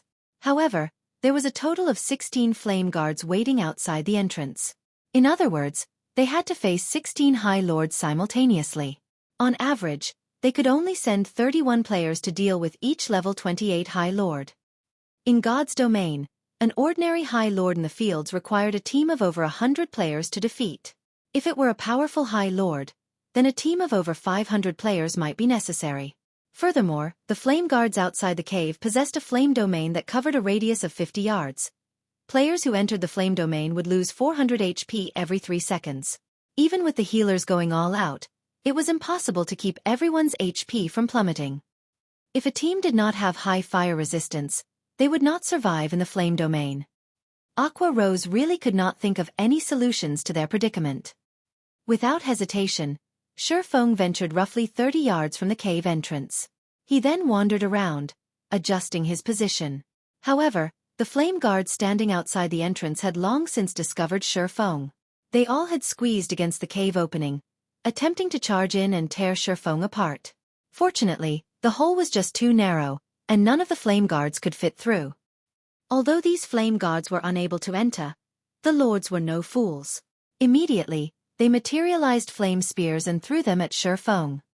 The scorching spears released a blazing white glow, causing even the air to tremble. Shill, shill, shill. A series of 6 flame spears flew in from the cave entrance, heading straight for Xueqi. The spears were so fast that their flight sounded like explosions. The ground that the spears passed over also erupted in flames. However, although the flame spears were fast, Xueqi wasn't slow, either. As the flame spears entered the cave, Xueqi moved. By the time the spears arrived at Xueqi's position, the man had long since moved 2 yards away. As a result, all 6 flame spears struck empty air. This spot should be good. Xueqi ignored the flame guard's attacks. He focused on calculating the lord's attack range and angle, leisurely appearing as if the flame guards had never attacked him. Guild leader's dodge is so fast. He even avoided those supersonic attacks. If it were me, I would have no choice but to endure the attacks. Cola sighed with admiration as he watched Xueqi effortlessly dodge the flame guard spears. It would be awesome if I had just half of guild leader's dodging speed. If he had such a dodging speed, he might even become the #1 tank in Star Moon Kingdom, or at least in the top 10.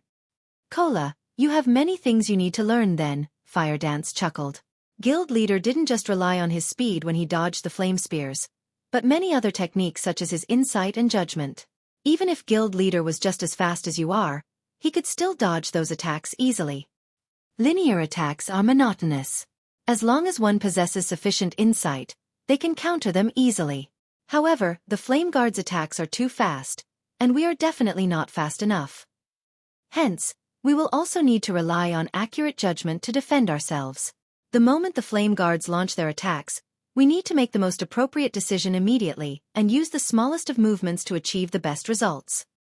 But that is still not enough. Look at guild leader's position. As a precaution, he is standing precisely 40 yards away from the flame guards, a player's maximum range. With this distance, even if the flame spears were 20 times faster than our guild leader, the spears would still have to cover a distance of 40 yards to reach him. As they do, guild leader has enough time to move 2 yards away. However, one must also have an accurate grasp of the flame guard's attack timing. If one dodges too early, the flame spears will hit them. Although it looked like a simple dodging maneuver, it turned out that there were so many other techniques involved. The top 7 ranged damage dealers come to my position and give it a try. See if you can dodge the flame spears. Healers, focus on healing them. Guardian Knights, activate your fire resistance auras and give the 7 of them protection blessings. Don't let them die, Xueqi said in the team chat after confirming the positions. The flame domain of the flame guards was indeed a powerful team wipe skill. However, they were not without a fighting chance. Xueqi had already experimented with the cave's size and distance. With a distance of 40 yards, they could fit 8 players with each having 3 to 4 yards to dodge, allowing them to attack flame guards outside the entrance. The flame guard was a lord-ranked monster that focused mainly on melee attacks, so its ranged attacks were limited and simple. It was certainly possible to avoid them. However, such a feat had a high requirement of a player's insight and judgment. As for speed, even if the fire spears were faster, they were not 20 times faster than Zero Wing's core members. This was even the case for the magical classes. Xueqi had even purposefully slowed down when dodging the flame spears. Yet, he still dodged the attacks effortlessly. Also, as the effects of the flame domain did not stack, with the protection of the fire resistance aura, each of the 7 ranged players would only lose 300 HP every 3 seconds. There were over 60 healers in the team, more than enough to keep the 7 of them alive. The healers could also take turns healing.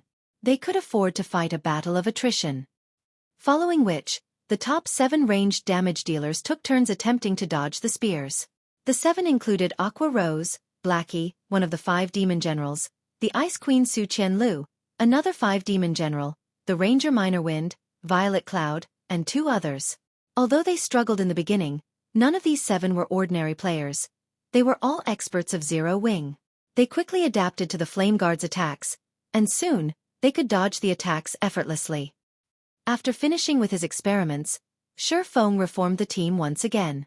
After repeating the process, they started raiding the level 28 Flame Guards. The moment the battle began, ice spells and arrows flew across the cave and bombarded one of the Flame Guards outside the entrance. However, the Flame Guard's magma armor possessed a frightening defense, and a majority of the team's attacks only dealt around -300 damage. Among them, Aqua Rose managed to deal over -500 damage, whereas Blackie dealt over -600 damage with his dark arrow. As for Violet Cloud, although she had already become an astromancer, her instantaneous explosive power was still less than Aqua Rose's, a Tier 1 elementalist, and Blackie's, who possessed an epic staff and was a Tier 1 cursemancer. However, even though she only dealt slightly more than -400 damage, it was still impressive. The flame guard they struck bellowed with rage, growing more violent as it threw flame spears madly. Fortunately, they evaded each attack. The flame guard was different from the bosses in dungeons. It only possessed 700,000 HP, and its battle recovery only replenished 7,000 HP every 5 seconds. The total damage dealt by the 7 players far surpassed that, and they could gradually exhaust it to death. At this moment, standing in the furthest corner, Xueqi tossed the blazing meteor, striking the flame guard. Suddenly, a damage of over -1,000 points appeared above the flame guard's head. Immediately, the blazing meteor's quadruple phantom effect triggered, causing 4 consecutive damages of over -200 points. In an instant, Xueqi became the highest damage dealer among the 8 attackers. Everyone was stupefied. Xueqi was a swordsman, not a ranged class. Yet, his damage thoroughly overshadowed that of an elementalist, a class known as a glass cannon. Moreover, this elementalist was Aqua Rose. If Xueqi were not their guild leader, every team member would have cursed at him.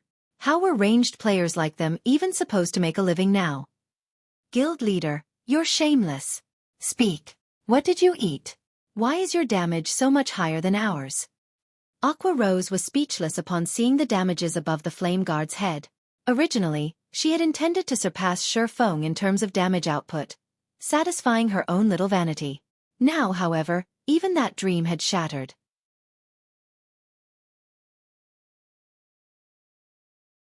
Chapter 428. Divine Providence. Xueqi simply smiled at everyone's surprise, not bothering to explain. His high damage was not only due to the blazing meteor being a pseudo-extraordinary item. He also had the 7 Luminaries Rings aura of fire effect, which increased his damage by 40% and reduced his target's defense by 40%.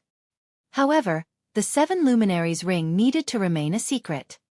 Moreover, Xueqi was also a Tier 1 Blade Saint. His attack power had originally been high, so there was nothing odd about him dealing over -1,000 damage with one attack. Because of Xueqi's attack, the group's total damage overwhelmed the Flame Guard's battle recovery. It was utterly helpless. It could only roar furiously as it used its Flame Warhammer to defend itself against the 8's attacks while attacking with its Flame Spears. For a time, both sides were at a stalemate. However, none of the Flame Guard's attacks could land on any of its 8 targets. Only its Flame Domain could inflict any damage. However, with each player losing only 300 HP every 3 seconds, They only needed one healer per player to keep them at full health. As for Xueqi, he did not even need a healer. With more than 60 points in fire resistance, he could ignore the flame domain. On the other hand, Xueqi's team launched a rapid assault against the Flame Guard. Although the Lord had fended off many of the attacks with its Flame Warhammer, it had still received a significant amount of damage, its HP constantly decreasing. 95%, 94%, 93%. Time passed slowly. As the Flame Guard's HP fell, its attacks became frantic. The team began to feel the strain of dodging so many flame spears. Everyone's attack rate also started decreasing, slowing their enemy's HP descent. In the end, the fight that should have concluded after a dozen minutes or so had lasted over half an hour. Although everyone was bored from repeatedly dodging the flame spears, when they thought about how they could kill a flame guard just by repeating these actions, they began to feel reinvigorated. Moreover, they could also train their evasive techniques, killing two birds with one stone. The members watching from 50 yards away were envious. After more than half an hour, the Flame Guard's HP finally fell to 15%. Suddenly, the Flame Guard's eyes glowed a brilliant red. The flames covering its body writhed and expanded as the monster grew several times its original size. The scorching flames vaporized the moisture in the air, causing a shimmering heat haze. Inside the final cave, aside from Xueqi, everyone was stunned by the Flame Guard's intimidating aura. In the next moment, the Flame Guard opened its mouth, gathering berserk fire-type mana inside it. Xueqi exploded into motion, dashing between his teammates and his enemy. All of you, stand behind me. Healers, increase your healing. Xueqi hurriedly shouted. He then switched the 7 luminaries' ring's aura of fire to aura of illusion. Suddenly, all of his attributes increased by 30%. Simultaneously, Xueqi also activated Fantasy World, gaining immunity to all magic damage for 20 seconds. As a Lord-ranked monster, the Flame Guard was far more powerful than other monsters, and this was its sure-kill skill, Ragefire Roar. When activated, the skill would deal a devastating blow to all enemies in a cone in front of it, burning everything to cinders. Even if Kola, a Tier 1 Guardian Knight, activated Protection Blessing, he still would not survive the attack. After Aqua Rose and the others received Xueqi's command, they all promptly moved behind him. Shortly after the 7 rushed behind their guild leader's guard, the Flame Guard roared and fired a blazing white cone. In the blink of an eye, the attack devoured everything 50 yards in front of Flame Guard. White light filled the once dimly lit cave, and the temperature inside the cave skyrocketed. Everyone's hearts pounded as they watched the attack. This was practically Armageddon. Even the healers who stood 70 yards from the Flame Guard watched their HPs rapidly decrease. They lost over 400 HP every second, needing the assistance of their fellow healers, who stood further back, to keep them alive. One could just imagine what kind of damage those within 50 yards had received. They might have been instantly obliterated. The Ragefire Roar lasted a full 6 seconds, transforming the cone before the Lord into a blistering hell. After the Flame Guard's attack ended, the blast area in front of it had scorched black. Only the area behind Xueqi remained intact. Among those present, Aqua Rose and the others' HP had fallen to critical levels. Only Xueqi was unharmed. If Xueqi had not blocked the magic damage of the Ragefire Roar for them, they would have lost their lives instantly. Fortunately, Aqua Rose and the others had only received some damage from the high temperatures. Even after the attack, they still received over -500 damage every second. If not for the healers working frantically to restore their HP, they would have fallen, their roasted husks decorating the ground. The Flame Guard has entered a weakened state. Hit it with everything you've got. Xueqi shouted as he glared at the shrunken Flame Guard. Immediately, everyone scattered and returned to their respective positions, resuming their bombardment on their target once again. When the Flame Guard only had 30,000 HP remaining and was about to use Ragefire Roar again, Xueqi activated Divine Providence, increasing his luck by 20 points for 30 seconds. Xueqi also gave off a faint golden glow, becoming a dazzling sight to behold. Xueqi then used Flame Burst, gathering power into the blazing meteor. He aimed at the Flame Guard and launched a series of rapid attacks. One hit after another struck the Flame Guard, each attack dealing over -4,000 damage. After 12 consecutive attacks, The Flame Guard's 30,000 HP had vanished. The Flame Guard did not even have the chance to use its Rage Fire roar again. The moment the Flame Guard died, a large number of items scattered around its body. Ordinarily, a Lord-ranked monster would only drop around half a dozen items or so when it died. However, due to the White Fog Canyon's unique environment, the drop rates of the monsters inside the canyon had increased significantly. Coupled with Xueqi's 25 points of luck, the Flame Guard dropped a motherload. With a simple glance, one could count over a dozen items scattered across the ground outside the cave entrance. At the same time, everyone's experience bar soared. The Flame Guard was a level 28 Lord. The amount of EXP gained from killing monsters inside White Fog Canyon was already high, 3 to 4 times that in the outside world. As the Flame Guard was level 28, there was also the bonus EXP from the level difference. Hence, everyone received an abundance of EXP. As a Blade Saint, Xueqi required double the EXP needed by other classes to level up. Yet, even so, his experience bar still rose by 7%. As long as they killed the remaining 15 Flame Guards outside the cave, Xueqi would definitely reach level 24. Let's take a break. We'll start another round after we rest. Xueqi examined everyone's statuses. Whether it was the magic damage dealers or healers, their mana was nearly exhausted. Hence, Xueqi decided it was best if they rested before challenging the other Flame Guards. Moreover, they had spent the past hour dodging and attacking frantically. This had definitely strained everyone mentally. Hence, it would be beneficial to rest and prepare themselves for the next assault. There was also another important reason why Xueqi chose to take a break. Divine Providence had a cooldown of 1 hour. Now that they had such an amazing opportunity that allowed them to slaughter the Flame Guards, how could they waste it? Xueqi had to wait until Divine Providence was ready before taking down the next Flame Guard. Guild Leader, what should we do about the drops at the entrance? Aqua Rose asked as she gazed at the pile of loot outside the cave covetously. There were still 15 Flame Guards guarding their exit, so it was impossible to collect the loot right now. Relax. No one else can enter this place. Also, loot dropped by monsters won't disappear for 48 hours. We have plenty of time to take care of the rest of the Flame Guards. Although Xueqi also wanted to dash over and pick up the loot, the 15 Flame Guards were not there just for show.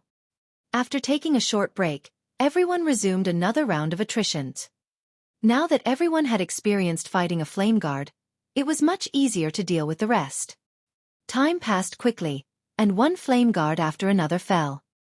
Unknowingly, nearly 18 hours had passed in game. At this moment, the final Flame Guard died under Xueqi's hands. It, too, fell to the ground and scattered a ton of loot.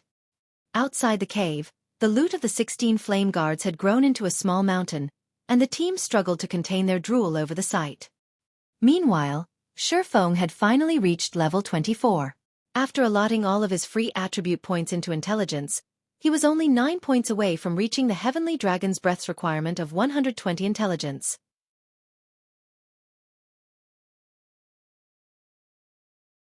Chapter 429. Overflowing Luck. I'm only 9 points away now. Xueqi smiled at his attribute panel. Knowing that he was only 1 level away from equipping the Heavenly Dragon's Breath, his anticipation grew.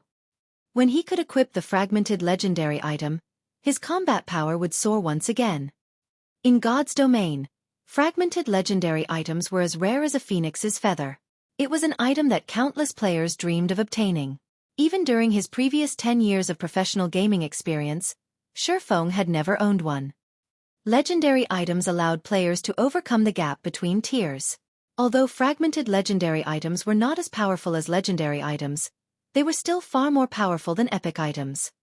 If Xueqi could equip the Heavenly Dragon's Breath, his combat power could reach the same playing field as a Tier 2 class. A Tier 2 class was in a whole different league compared to Tier 1. It was like the difference between a chieftain and a lord. Against a chieftain of the same level, a direct confrontation required at least a party of elite players. Against a lord, however, a direct confrontation required a team. Xueqi, as a Tier 1 Blade Saint, could solo a chieftain of the same level. However, he stood no chance against a lord of the same level unless he used some particular technique or advantage. After equipping the Heavenly Dragon's Breath, however, Xueqi could contend with the 5 guilds controlled by Underworld by himself. He would not need to involve Zero Wing, allowing his core team to develop safely.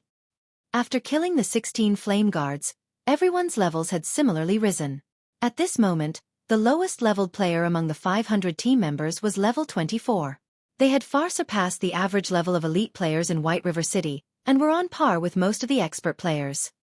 Among the members of Zero Wing, Aqua Rose, Fire Dance, Flying Shadow, Cola and the others had reached level 26. Their levels were already on par with the top-tier experts of White River City. Hence, instead of wasting time and fighting a war of attrition with overwhelming Smile, they should take the opportunity to widen the gap between Zero Wing and the other guilds further.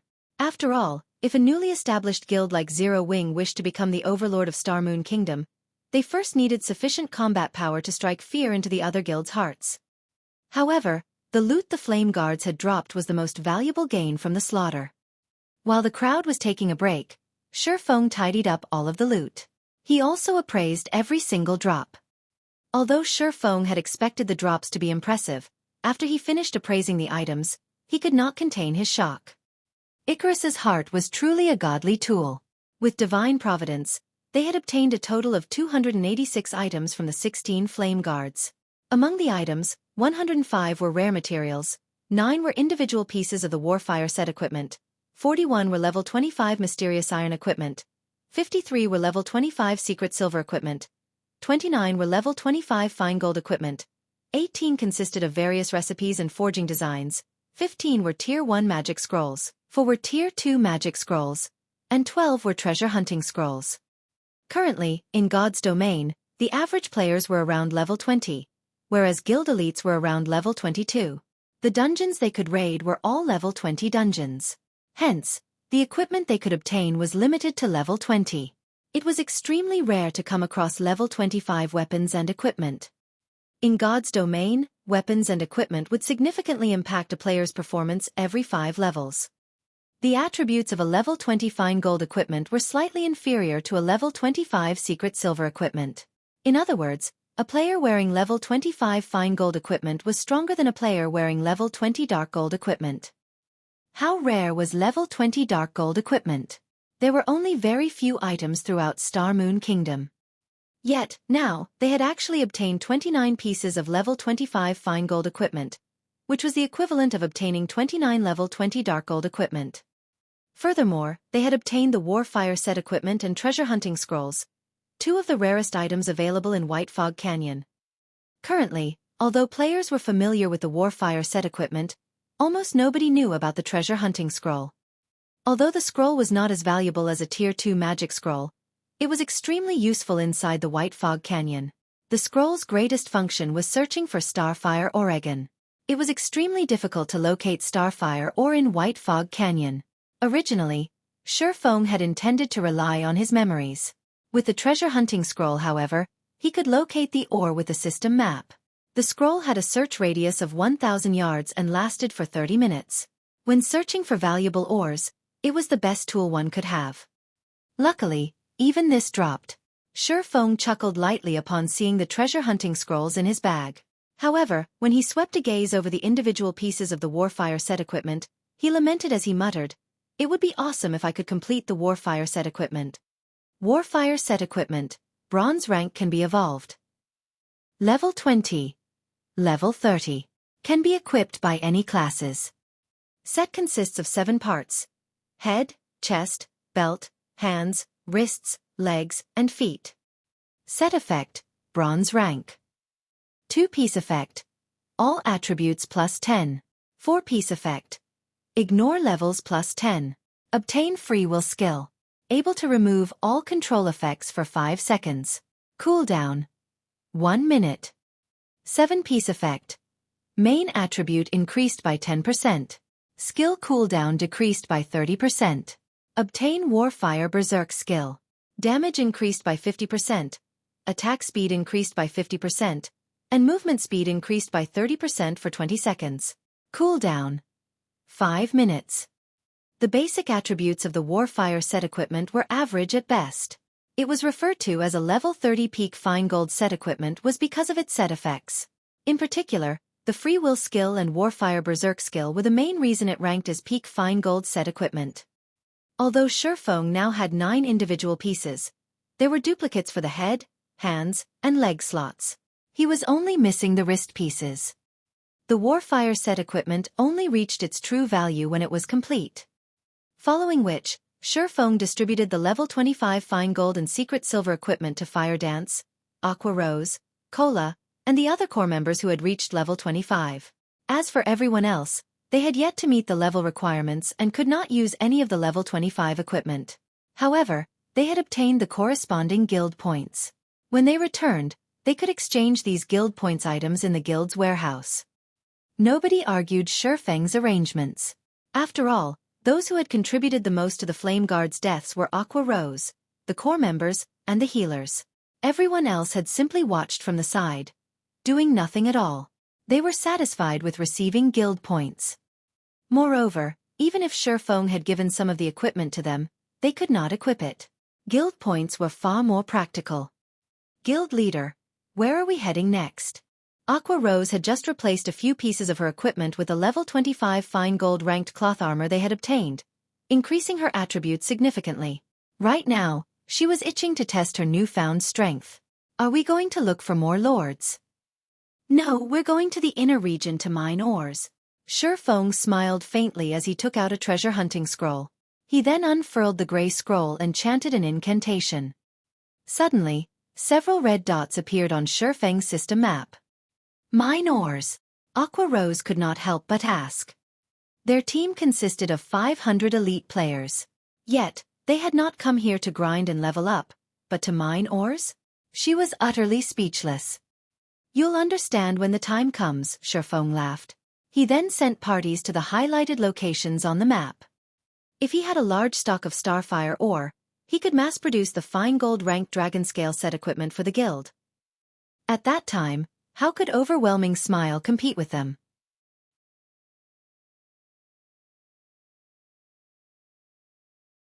Chapter 430. Frantic Beginning. The inner region of White Fog Canyon was complex and densely covered by stone forests. After the meteorite shower, the fog inside the canyon had also grown thicker, lowering visibility to less than 30 yards. In addition, elite and special elite monsters would show up every now and then. If players entered the canyon without sufficient strength, they would easily lose their lives.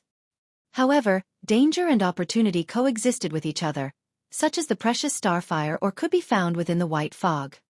Xueqi separated the team of 500 into multiple smaller teams, with each team consisting of 2 parties. That way, even if a team encountered a special elite, they could safely deal with it themselves. As the assassins possessed high survivability, Xueqi allowed them to take independent action. Meanwhile, Xueqi himself ran around the map, quickly recording the red dots that appeared in his system map and sending the coordinates to the various teams, having those closest mine the ore there. Within the inner region of White Fog Canyon, not all red dots represented the Starfire Oregon.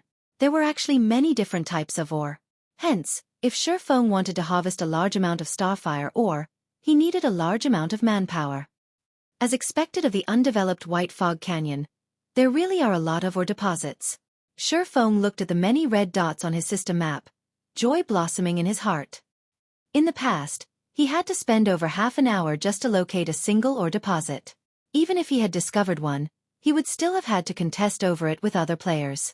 As for discovering a hidden ore deposit, one needed to be significantly lucky.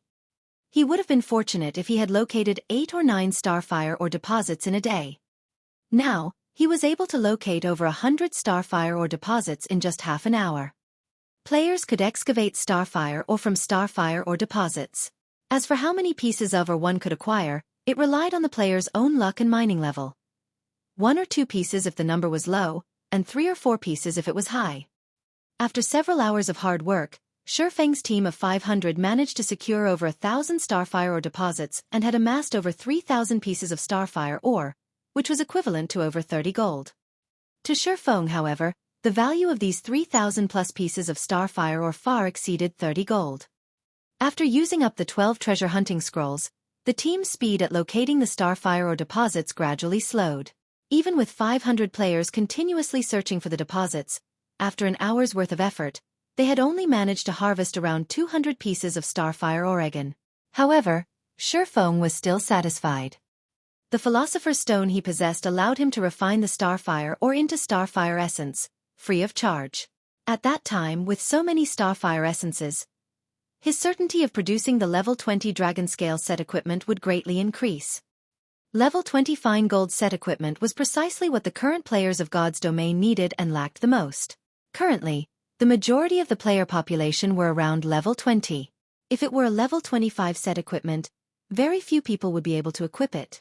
Hence, the demand for it would also be low. If Xueqi produced a Dragon Scale set equipment, he could sell it for over 100 gold right now at the very least. People were only offering 80 gold to purchase the complete Warfire set because, currently, no one knew its true value. Moreover, even if someone managed to gather the full Warfire set equipment, it would initially start at bronze rank. They would have to sacrifice a lot of their EXP in order to raise it up to fine gold rank, hence why it was so cheap. In the past, the price of the Warfire set equipment had once soared up to 500 gold. Yet, even with such an astronomical price, supply failed to meet demand. Time passed quickly. Unknowingly, the members of Zero Wing had mined ore deposits in White Fog Canyon for 2 whole days, obtaining an abundant cache of ores. They had practically dug up every deposit in White Fog Canyon at least once, and the amount of Starfire ore they gathered had exceeded 15,000 pieces. In addition, they had also obtained over 7,000 pieces of various other kinds of ore. During these 2 days, aside from mining ore deposits, everyone from Zero Wing had also killed plenty of Lord-ranked monsters. As long as one of the search parties encountered a solitary Lord, they would immediately notify Xueqi of it and then kill it together.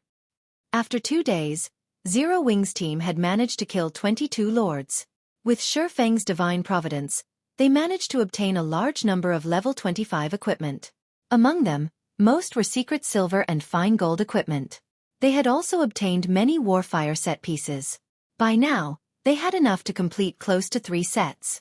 Unfortunately, none of the set pieces they obtained were meant for the wrist slot, which greatly depressed Xueqi. Xueqi had placed all the weapons and equipment they were unable to use in the guild's warehouse, instantly enriching its stores. When the other members of Zero Wing saw the large stock of level 25 equipment, they all grew excited. Enthusiasm filled every one of them as they actively completed guild quests and made contributions to the guild. Level 25 equipment was currently the pinnacle of equipment to God's Domain players. Even before everyone had reached level 25, the guild had already prepared a large number of high-end level 25 equipment for themselves. This had extinguished the guild members' worries about obtaining level 25 equipment. Now, the only thing they needed to do was frantically accumulate guild points. By the time they reached level 25, they could simply exchange for the level 25 equipment. This point alone made Zero Wing superior to every other guild. The appearance of level 25 equipment in Zero Wing's warehouse had undoubtedly punched a big hole into Overwhelming Smile's poaching plan. Now, those who originally planned to defect from Zero Wing started hesitating. Although the benefits offered by Overwhelming Smile were very high, the equipment it possessed was unable to keep up with the times. Meanwhile, if their equipment fell behind, how would they hunt for even better equipment? How were they supposed to grind and level up quickly? Once behind, always behind. At this moment, many players who had previously defected from Zero Wing to Overwhelming Smile began regretting their decision. Just how did Zero Wing manage to get so many level 25 high-end equipment? I hear that a guy who was a lot weaker than me has already obtained a level 25 mysterious iron chest piece. As soon as he reaches level 25, he can replace the level 20 mysterious iron chest piece he is wearing. If I had known something like this would happen earlier, I would never have left Zero Wing. I might already have enough points to exchange for a level 25 secret silver equipment by now. I couldn't agree more. A guy I know who was previously about equal in strength with me is now very well off. When I chatted with him 6 hours ago, he told me that he had managed to accumulate enough points to exchange for a level 25 secret silver equipment. He is only level 22 right now. By the time he reaches level 25, he might accumulate enough points to exchange for 5 or 6 pieces of level 25 secret silver equipment. In White River City, many of Overwhelming Smile's members started having heated discussions in the bars, sighing enviously. Why are all of you lauding the spirit of the enemy and belittling that of our own? The higher-ups of Overwhelming Smile have already sent people to investigate the source of Zero Wing's equipment. Soon, with our guild's strength, we can definitely obtain a large number of level 25 high-end equipment much more easily than Zero Wing. Zero Wing can only remain arrogant for now because all of our guild's core members are focused on raiding the Great Lord inside the ruined shrine. After they finish with it, not to mention level 25 fine gold equipment, we might even get dark gold or epic equipment. Many Overwhelming Smile members had expressed their disdain regarding Zero Wing's recent performances. They firmly believed that Overwhelming Smile was a lot stronger than Zero Wing. Meanwhile, inside White Fog Canyon. During their 2 days of grinding and mining, everyone from Zero Wing had leveled up quickly, with many having already reached level 25. Blackie had even broken through to level 27, whereas Aqua Rose and the other core members had risen to level 26. Violet Cloud had also reached level 25, replacing her level 20 equipment with level 25 secret silver and fine gold equipment. Only Xueqi remained at level 24. He was still a short distance away from reaching level 25. However, this could not be helped. Xueqi and Violet Cloud were both owners of hidden classes, so the EXP they required to level up was much higher than the others. Xueqi required twice as much EXP as ordinary classes, whereas Violet Cloud required 1.6 times. Guild leader, we discovered a starfire or vein. However, we were suddenly ambushed by some assassins from Overwhelming Smile.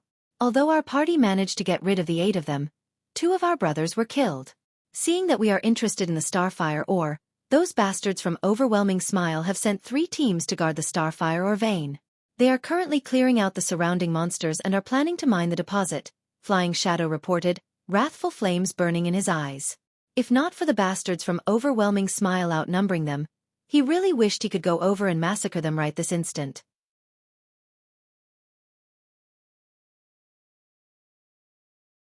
Chapter 431. Denounce. Beside one of the streams inside the White Fog Canyon, a team of over 100 players currently guarded the entrance of a mine. Each of these players wore a guild emblem in the shape of a purple moon on their chests. This was none other than Overwhelming Smile's guild emblem. At this moment, these players faced off against the 8 level 27 special elite ranked Flame Furbolgs that had emerged from within the mine. Flame Furbolg, Special Elite. Level 27. HP 70. 000/70. 000. Although the massive Flame Furbolgs were very powerful, the members of Overwhelming Smile fought with organization, continuously draining their enemies' HP. Boss Oriental, Zero Wing's party killed Monkey and the others. A level 23 gray-clothed ranger reported as he walked up to the level 24 swordsman who currently commanded the team. This level 24 swordsman was fully geared with level 20 secret silver equipment. The snake-bone sword that hung on his back was even a level 20 fine gold weapon. Currently, in God's domain, his items were definitely top tier. That was 2 parties of elite assassins. A single party from Zero Wing actually wiped them out? Did Zero Wing receive help from someone else? The level 24 swordsman, Oriental Sword, asked. Although the assassin named Monkey was not an expert, he was a PvP veteran. He sported a promising battle record, and even experts would find him difficult to take down in a short amount of time. If he focused solely on his escape, it would be even more difficult to kill him. Oriental Sword had not expected that not even one assassin would return. The only possibility he could think of was that Monkey and the others had been outnumbered and surrounded. No, there was only a single party from Zero Wing. However, the assassin leading the team was a level 26 expert, the ranger said, shaking his head. Was it that fire dance from Zero Wing? Oriental Sword grinned. Before I reached White River City, I had heard rumors of Fire Dance's prowess. Some are even calling her the Flaming Rose. Originally, I thought she was merely one of Black Flame's decorations. I expected as much from the team leader of Zero Wing's core team. Not bad. She isn't the one who killed Monkey. That assassin was a man called Flying Shadow. Monkey had only lasted 5 moves against him. Of the 12 players in the 2 parties, 8 had died at that man's hands. There was no mention of a person named Flying Shadow in any of the reports we had received. The ranger was very familiar with Oriental Sword's personality.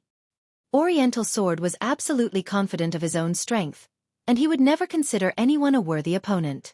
He loved PvPing more than anything, especially against experts. He was a complete battle maniac. However, he was also one of Overwhelming Smile's top experts, which was why he had been sent to White River City. If not for the higher-ups prohibiting anyone from challenging Zero Wing, Oriental Sword might have been the first to launch an assault against the guild. Flying Shadow? This seems intriguing. Oriental Sword's interest grew. Ignore Zero Wing's party.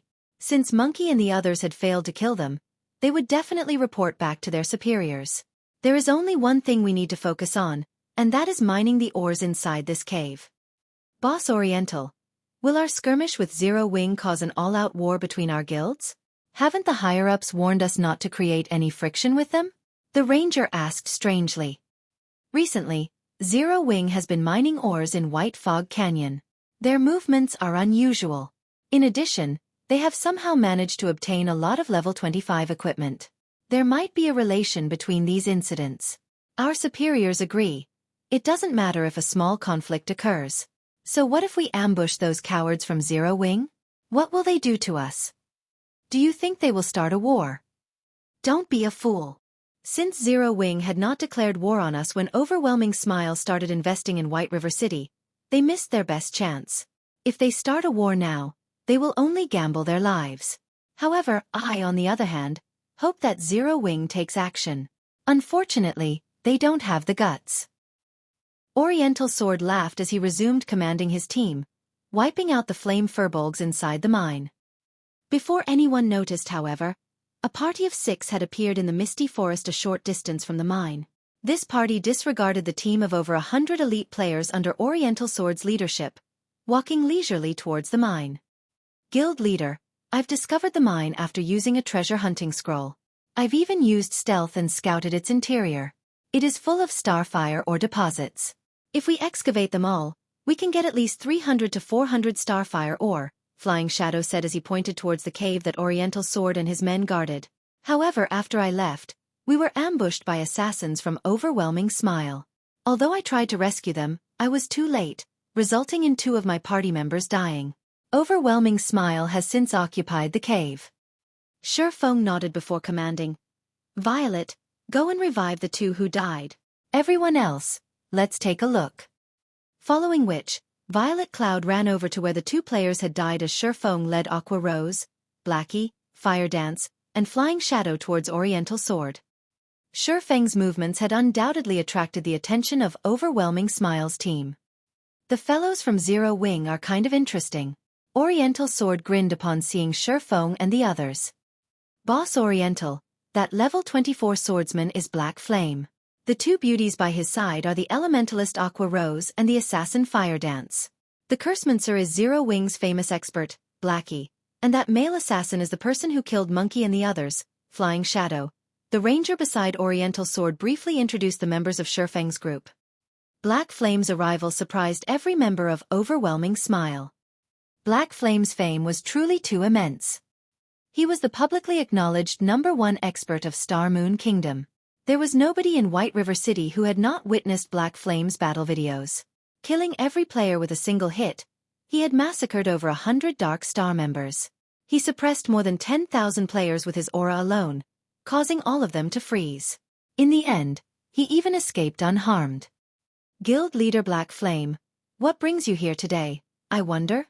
Oriental Sword asked playfully as he smirked at Shifeng. A straightforward person does not resort to insinuations. Today you sent your men to ambush members of our guild. Now, you've occupied the mine that we found after much difficulty. Don't you think that you've gone a little overboard? Shifeng asked calmly. Although Shifeng's voice had been soft, his overbearing tone intimidated the crowd from Overwhelming Smile. Overboard. Oriental Sword laughed madly. 12 of my men died. I have not even asked for compensation, yet you come here to denounce me? Since you're here, we can use this opportunity to discuss compensation. I don't want much. Just pay me 100 gold per person for a total of 1,200 gold. How about it? Mockery filled Oriental Sword's expression. He believed that Shifeng was a complete fool. With just 5 players, Shifeng had dared come into his territory looking for trouble. At this stage of the game, players' levels were no longer insignificantly low. Their equipment was decent quality, and they had learned many skills. It was not possible to kill a player with a single hit anymore. Currently, he had close to 150 players on his side, and they were all elite members of the guild. They were also level 22 or higher, and they possessed impressive combat power. They could easily take out 50 players, much less 5.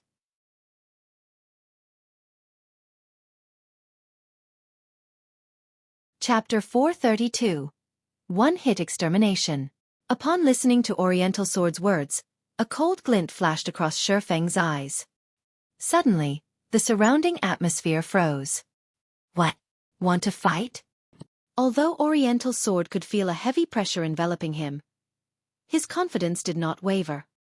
He then unsheathed the long sword hung on his back, provocatively saying, "Come if you can, then. Seeing as everyone out there is calling you a god, I really wish to see just what kind of ability you possess."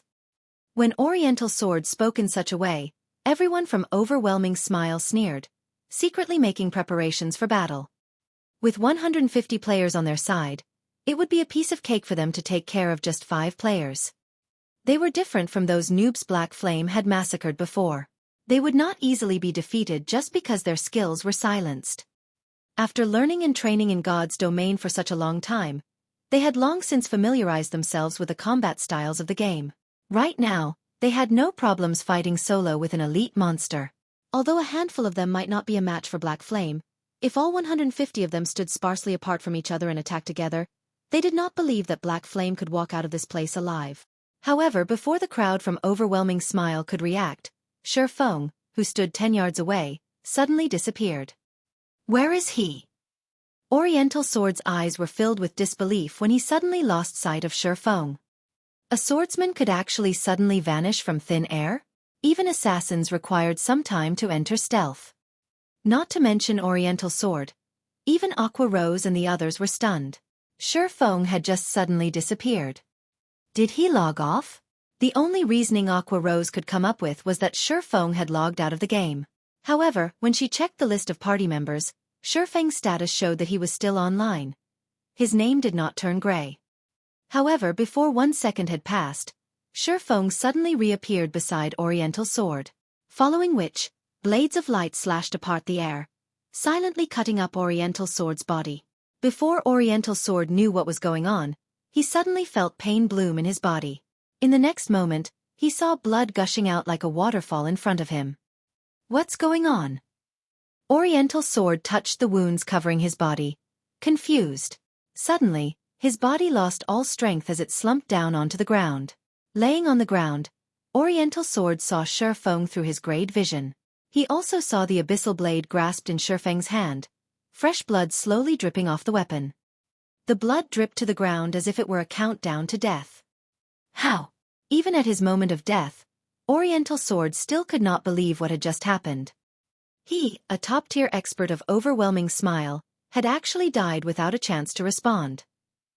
After Oriental Sword died, everyone from Overwhelming Smile who was originally feeling confident halted. They simply could not comprehend what had just happened. Xueqi had just suddenly disappeared, before reappearing once again beside Oriental Sword. Immediately after, blood gushed out from Oriental Sword's body. Simultaneously, a damage of -4,368 points appeared above the man's head, the damage completely exceeding the swordsman's total HP. Oriental Sword's sudden death had struck fear into the crowd from Overwhelming Smile. The gaze they used to look at Xueqi was as if looking at a ferocious beast. When Xueqi's eyes landed on them, they felt as if they had lost control of their own bodies. Bah! This must be a bug. A player from Overwhelming Smile suddenly shouted in fright. He must have grasped a loophole in the system. Let's send feedback to the main god system right now. We'll see what he can do then. Everyone present felt that those words sounded logical. Otherwise, how were they supposed to explain this unbelievable incident? Hence, everyone started sending reports to the main god system. Only by doing so would they possess a chance for survival. Guild leader couldn't have abused a bug, right? Aqua Rose could not make sense of the situation, either. She was similarly shocked by the scene she had just witnessed. The main god system controlled God's domain. It was simply impossible for such a glaring loophole to exist in the game. Yet, if it was not a loophole, how could they explain the situation before them? Of course it is not a loophole in the system. Guild Leader is the #1 expert of Star Moon Kingdom. Previously, he had simply used an advanced combat technique. These people are simply too ignorant, Fire Dance said proudly, a faint smile on her face. She spoke as if she were the one who had personally finished off Oriental Sword. Within the ruined shrine in the inner region of White Fog Canyon, a large number of guild players had gathered. Among them, members of Overwhelming Smile numbered the most, with over 5,000 members present. There were a large number of monsters inside the ruined shrine. Moreover, a majority of these monsters were special elites. Among them were plenty of chieftains. The monsters here ranged from level 24 to level 27. To the current elite members of guilds, it was a level that they could barely handle. If not for the fact that they had the advantage in numbers, they would have long since been wiped out by the monsters inside the ruined shrine. Damn! The monsters here are endless. They're even more troublesome than the battle monkeys before. Lone Tyrant said, somewhat exhausted. Currently, he was going up against a level 27 chieftain, a goblin warrior. Despite the goblin warrior being twice as large as an ordinary player, it was quite agile. In addition, the hammer it wielded contained frightening, destructive power. Even a tier 1 metric ton of the same level would find it difficult to endure its series of violent assaults, much less Lone Tyrant, who was only a level 25 tier 0 guardian knight. Although Lone Tyrant possessed impressive techniques, his dodging capabilities being first-rate, the Goblin Warrior also possessed powerful combat techniques. Whenever the Goblin Warrior attacked Lone Tyrant, it would always predict where Lone Tyrant would dodge and take that into account in its attack, forcing Lone Tyrant to accept the damage. Moreover, every time he received an attack from the Goblin Warrior's hammer, his defensive posture would always fail. This resulted in him being unable to use his shield to block the next attack, and instead, he received the attack with his body. From just a single strike of its hammer, Lone Tyrant received close to -1,300 damage. Lone Tyrant only possessed 4,520 HP. He could endure 4 hits at most. If he were only dealing with a single Goblin Warrior, Lone Tyrant would not end up in such a miserable state. However, aside from the Goblin Warrior, there were also many Goblin Mages at the sides. These Goblin Mages were all level 26 special elites. They bombarded players with ice and fire, and any players struck by their spells would instantly lose around 1,700 HP. Other than MTs, nobody else could survive 2 hits. Within the ruined shrine, aside from the members of Overwhelming Smile having a hard time, the other guilds were similarly facing great difficulties. The monsters inside the ruined shrine were simply endless. No matter how many they killed, the monsters just kept coming. Without sufficient strength, they simply had no way of reaching the level 25 Great Lord in a short amount of time, let alone raiding it. Before Overwhelming Smile had finished off the monsters at hand, another wave of goblins charged over. Suddenly, everyone from Overwhelming Smile felt a headache overcome them. Cursemancers, cripple them. Elementalists, use ice walls and separate the incoming monsters. Rangers, lure some away and kite them. Do not let the pressure on the MTs increase. Yulan immediately shouted in the team chat. Immediately, the elites of Overwhelming Smile started taking action, luring the goblins away and letting the MTs take a breather. Lone Tyrant could not help but send a glance at the charming and graceful Yulan. Inwardly, he felt displeasure towards the woman. He was actually required to listen to her commands. However, he also had no choice but to admit that Yulan was indeed amazing. They were only able to reach their current location thanks to Yulan. Otherwise, they would not have been able to pass through the battle monkeys. Even if they could, they would have had to suffer immense losses. Take Emperor's Light and the Assassin's Alliance for example. Since entering White Fog Canyon, their total numbers had already decreased by a quarter. Meanwhile, under Yulan's command, Overwhelming Smile was able to advance through White Fog Canyon easily. Along their way to the ruined shrine, they had only lost a small number of players. Shortly after Overwhelming Smile cleared out all the goblins, Yulan received a message. After reading the message, her expression turned grim. Lone Tyrant could feel Yulan's mood suddenly changing, and he could not help but ask, "What happened?" After spending some time together, Lone Tyrant had a general grasp on this woman. She was always calm and collected. Even in the face of several Lord-ranked monsters, she would remain unfazed. Yet now, after seeing a single message, her expression had turned solemn. How could Lone Tyrant not grow curious at this situation?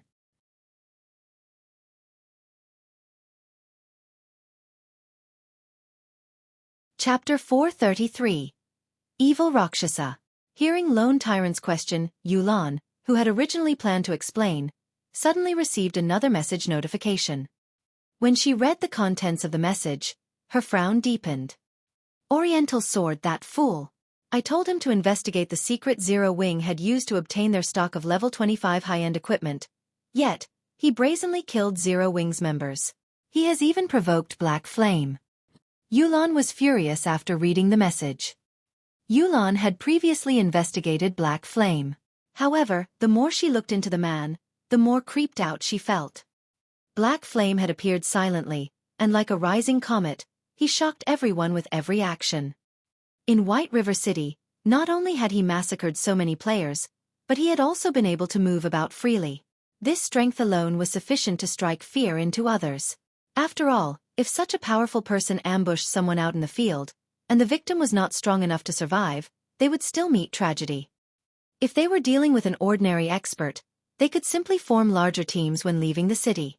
That way, those experts would not dare attack them. However, Black Flame was different. He was too powerful. Even if they formed teams, Black Flame could still slaughter them with little effort, and they could only helplessly watch as he did so. The only real solution was to form a team of several hundred players. However, they could not do that every time they left the city. Not only would this be detrimental to the guild's development, but it would also make them the laughingstock of God's domain. However, if Black Flame constantly hunted and ambushed their members, his growth would stagnate. Moreover, such ambushes would not significantly impact the guild if they only occurred 1 or 2 days. Black Flame needed to ambush them over a long period of time to wound Overwhelming Smile. Meanwhile, it would be detrimental if Black Flame neither leveled up nor upgraded his equipment for a long time. There were countless experts in God's domain. If one did not continuously improve their strength, others would quickly surpass them. Zero Wing's success today was largely due to Black Flame's strength. If Black Flame let himself go, it would damage Zero Wing. Hence, Yulan had prohibited the members of Overwhelming Smile from crossing any lines, maintaining the balance between both parties. She was worried that, if angered, Black Flame would disregard all consequences and act so roguishly. Now, however, Oriental Sword had broken the balance that they had maintained. At this point, Yulan wanted to hunt Oriental Sword down personally and strangle him. After Yulan received the message, Xueqi began to annihilate Overwhelming Smile's members with Aqua Rose and the others by his side. Xueqi's void steps had long since petrified his opponents. Later, they even reported to the main god system, stating that Xueqi had abused a loophole in the system to kill players. They all hoped that the main god system would bring them justice, giving Xueqi his deserved punishment. Yet, the reply they had received stated that there were no issues. Xueqi's every action had been within the rules of the system. Overwhelming Smile's members had been even more shocked upon receiving this reply. That ghost-like method Xueqi had used to kill Oriental Sword wasn't actually a bug. For a time, the crowd from Overwhelming Smile despaired. In the face of Xueqi's merciless slaughter, their previous confidence was nothing but a joke.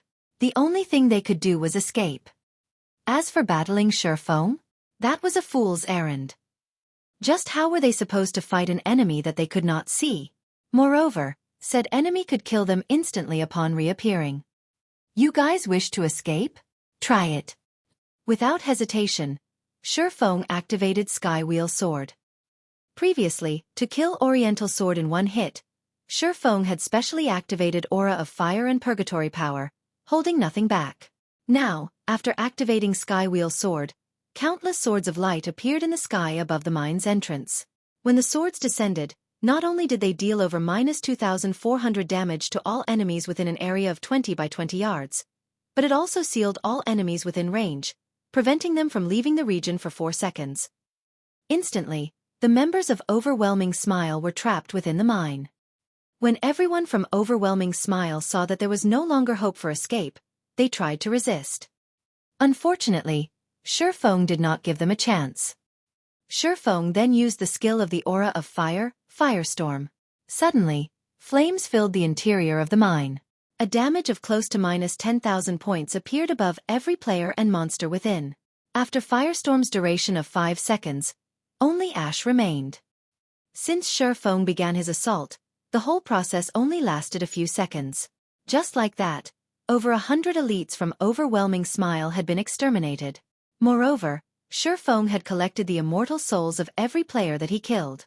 Within a short time, all of these players had been locked out of God's domain.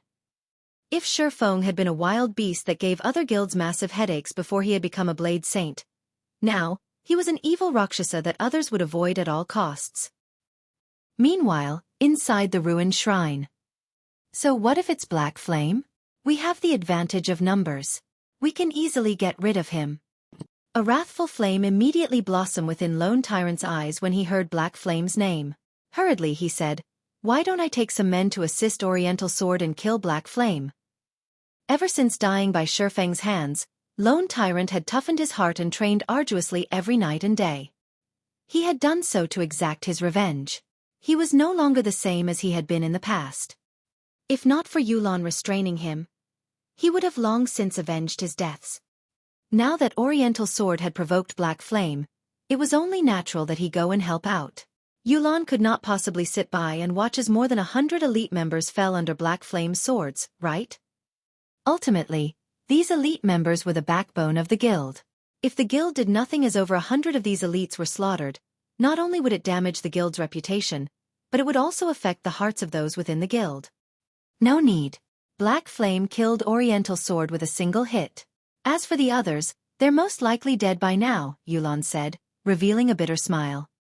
Yulan had a clear understanding of Black Flame's strength. None of the titled experts on the God's Domain experts list were for show.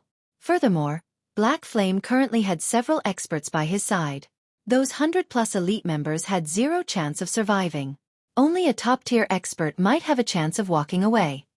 Upon hearing Yulan's statement, Lone Tyrant was stunned. He said, "I am very familiar with Oriental Sword's strength. Moreover, he has so many people with him. How could Black Flame kill him with one hit? I do not know how exactly he died, but according to the report sent from above, Oriental Sword had not managed to respond before dying," Yulan said. "It seems that after not encountering Black Flame for a while, he has grown even stronger. We need to hurry and take down this great lord." "Are we just going to let this go?" Lone Tyrant had yet to give up on the idea of killing Black Flame. Staring at Yulan, he asked, "If others find out that, despite Black Flame having killed so many Overwhelming Smiles elites, we are indifferent, we will become a laughingstock. What will we do if our inaction angers those above us?" Yulan frowned. Just as Lone Tyrant had said, if they did not take any sort of action now, they would become a joke to the public. "Yulan, what's going on with you? You shouldn't wear such an ugly expression. Do you need Big Brother's help?" Just as Yulan struggled with her indecision, a lean man walked over, smiling. This man was a level 26 assassin, his level surpassing everyone in Overwhelming Smile. Yet, despite there being no guild emblem on his person, everyone from Overwhelming Smile treated him with respect and reverence. Even Lone Tyrant was no exception. He was deeply afraid of provoking this young master. The reason they were behaving in such a way was not only this young man's high level. More importantly, this man was the key to their operation of killing the Great Lord. Back then, young Master Feng had repeatedly instructed them to treat this youth before them with respect. If they provoked this youth, they would be responsible for their own actions.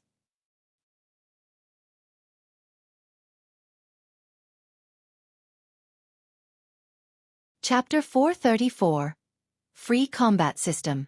Big Brother Summer, it's great that you are willing to help, but the opponent is very hard to take down.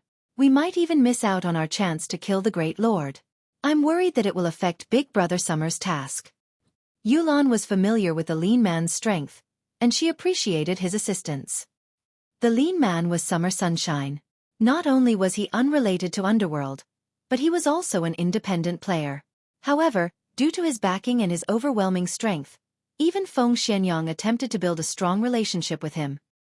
Yulon had once witnessed a fraction of Summer Sunshine's strength. Before entering White Fog Canyon, Summer Sunshine had fought Underworld's Pride, the leader of the Underworld Guards, Ming Sha, in a PvP. In the end, however, Ming Sha lasted only 5 moves against Summer Sunshine. Moreover, Summer Sunshine had not used any skills, relying on basic attacks to defeat his opponent. The results of that fight had surprised everyone. As a member of Underworld, Yulon knew full well how strong Ming Sha was. He was one of the few great experts in Underworld. Gentle Snow of Ouroboros was only slightly stronger than him. However, such an expert was nothing more than a child to Summer Sunshine. One could just imagine how powerful the assassin was. If Summer Sunshine was willing to lend a hand, they had a fairly good chance of defeating one-hit Azura Black Flame. It won't take long to deal with the Great Lord. I don't mind delaying our attack for a little bit.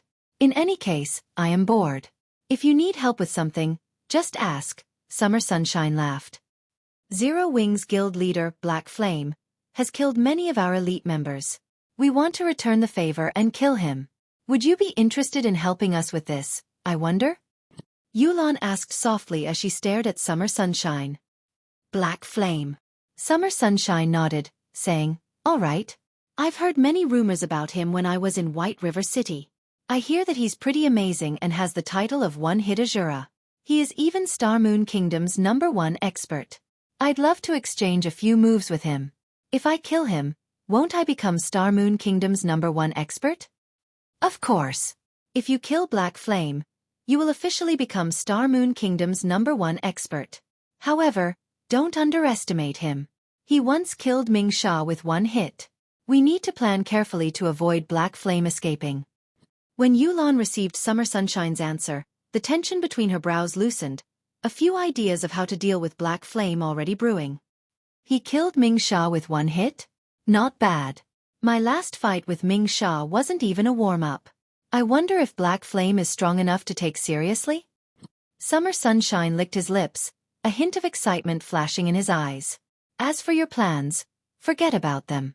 As long as we find him, I have my own ways to prevent him from escaping. Big Brother Summer, Black Flame has a large-scale silencing skill. If he discovers us and activates the skill, trapping him will be very difficult. It is best if we have a plan to silence Black Flame, Yulon reminded. Don't worry. I have something better than that. When I see him, I'll trap him like a bug in a jar, Summer Sunshine laughed. Confidently he said, let's hunt down Black Flame. Since he has provoked and angered you, you can watch as I take care of him. Following which, Yulon immediately sent a large number of players to search for Black Flame. Meanwhile, Overwhelming Smile's army also slowly withdrew from the ruined shrine. At the entrance of the Starfire mine, Shurfeng and the others tidied up the loot scattered across the ground.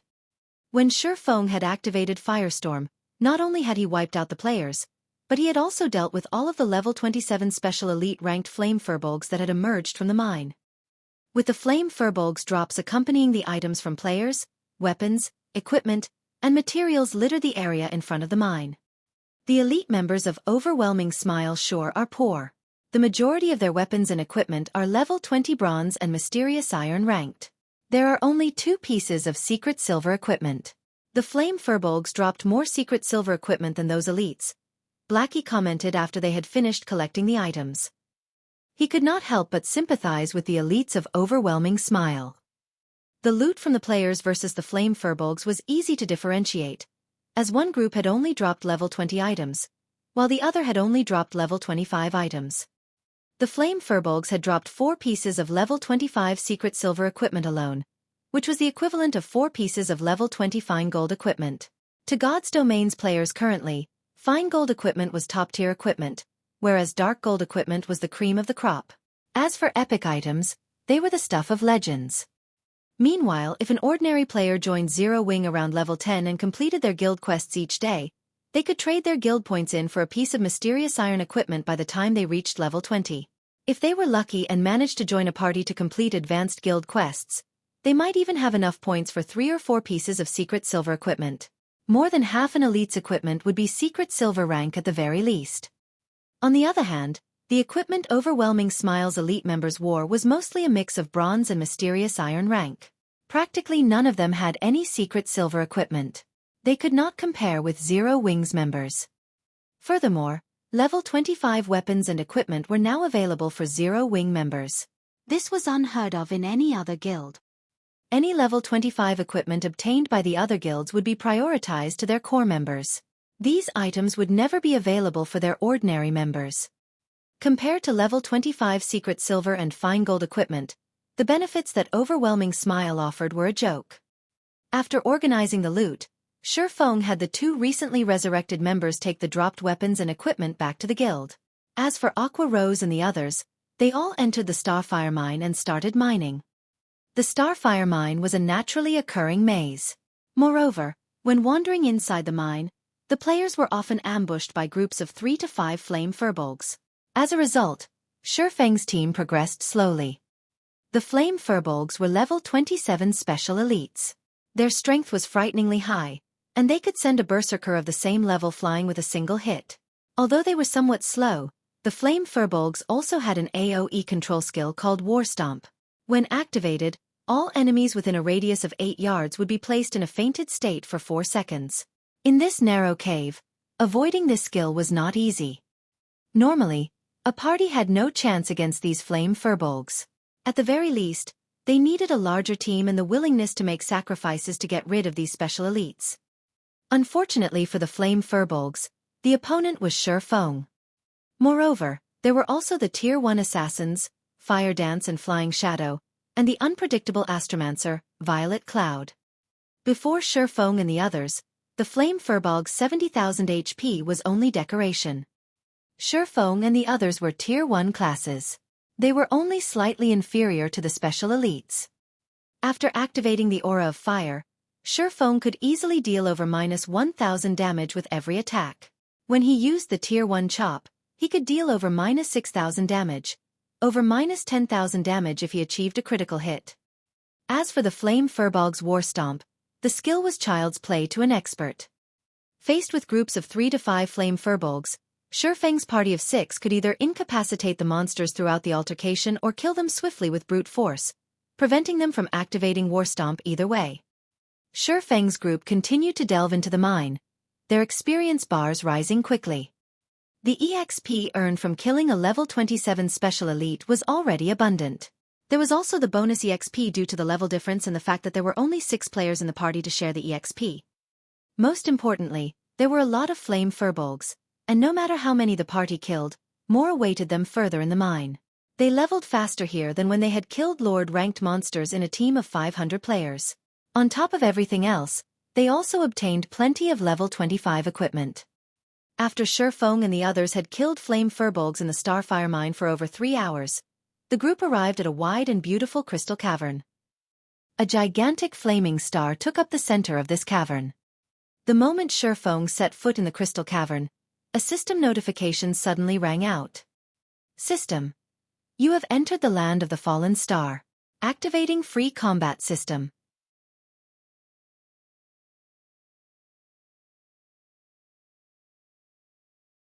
Chapter 435. Land of the Fallen Star. After entering the crystal cavern, Xueqi had not been the only one to receive a system notification. His party members also received one.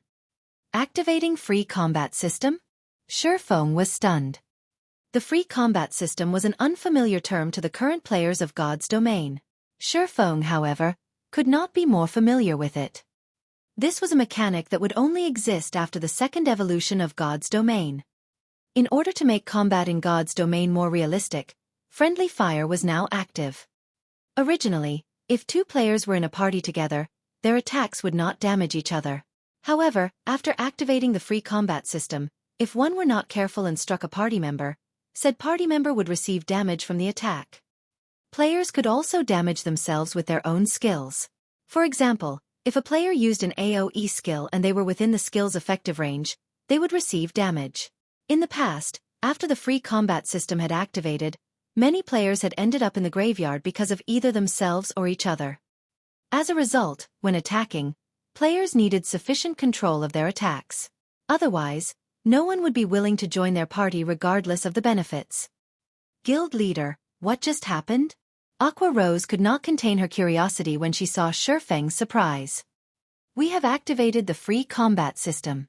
From now on, our attacks will not differentiate from friend and foe, so we need to be careful in the battle. Don't mistakenly injure yourselves or your teammates, Shifeng explained. However, before the others could respond, a deep purple barrier sealed off the cavern's entrance. When Blackie accidentally touched the barrier, he suddenly lost 1000 HP. Frightened, Blackie hurriedly backed away from the barrier. We've fallen into a trap. Be careful of your surroundings and don't take action casually. Shifeng considered the purple barrier at the cavern's entrance before observing his surroundings. Suddenly, a large group of Wolfman warriors appeared in the land of the Fallen Star, which had originally been void of any monsters. The Wolfman warriors each carried a shield and a weapon, and they stared at Shifeng's group with fangs bared and smelly drool leaking from their mouths. They treated Shifeng and the others like a meal. Wolfman Warrior, Elite Rank. Level 27. HP 42. 000/42. 000. Although the Wolfman warriors were much weaker than the Flame Furbolgs, there were many of them. They moved in groups of a dozen or so, making them far more difficult to deal than the groups of 3 to 5 Furbolgs.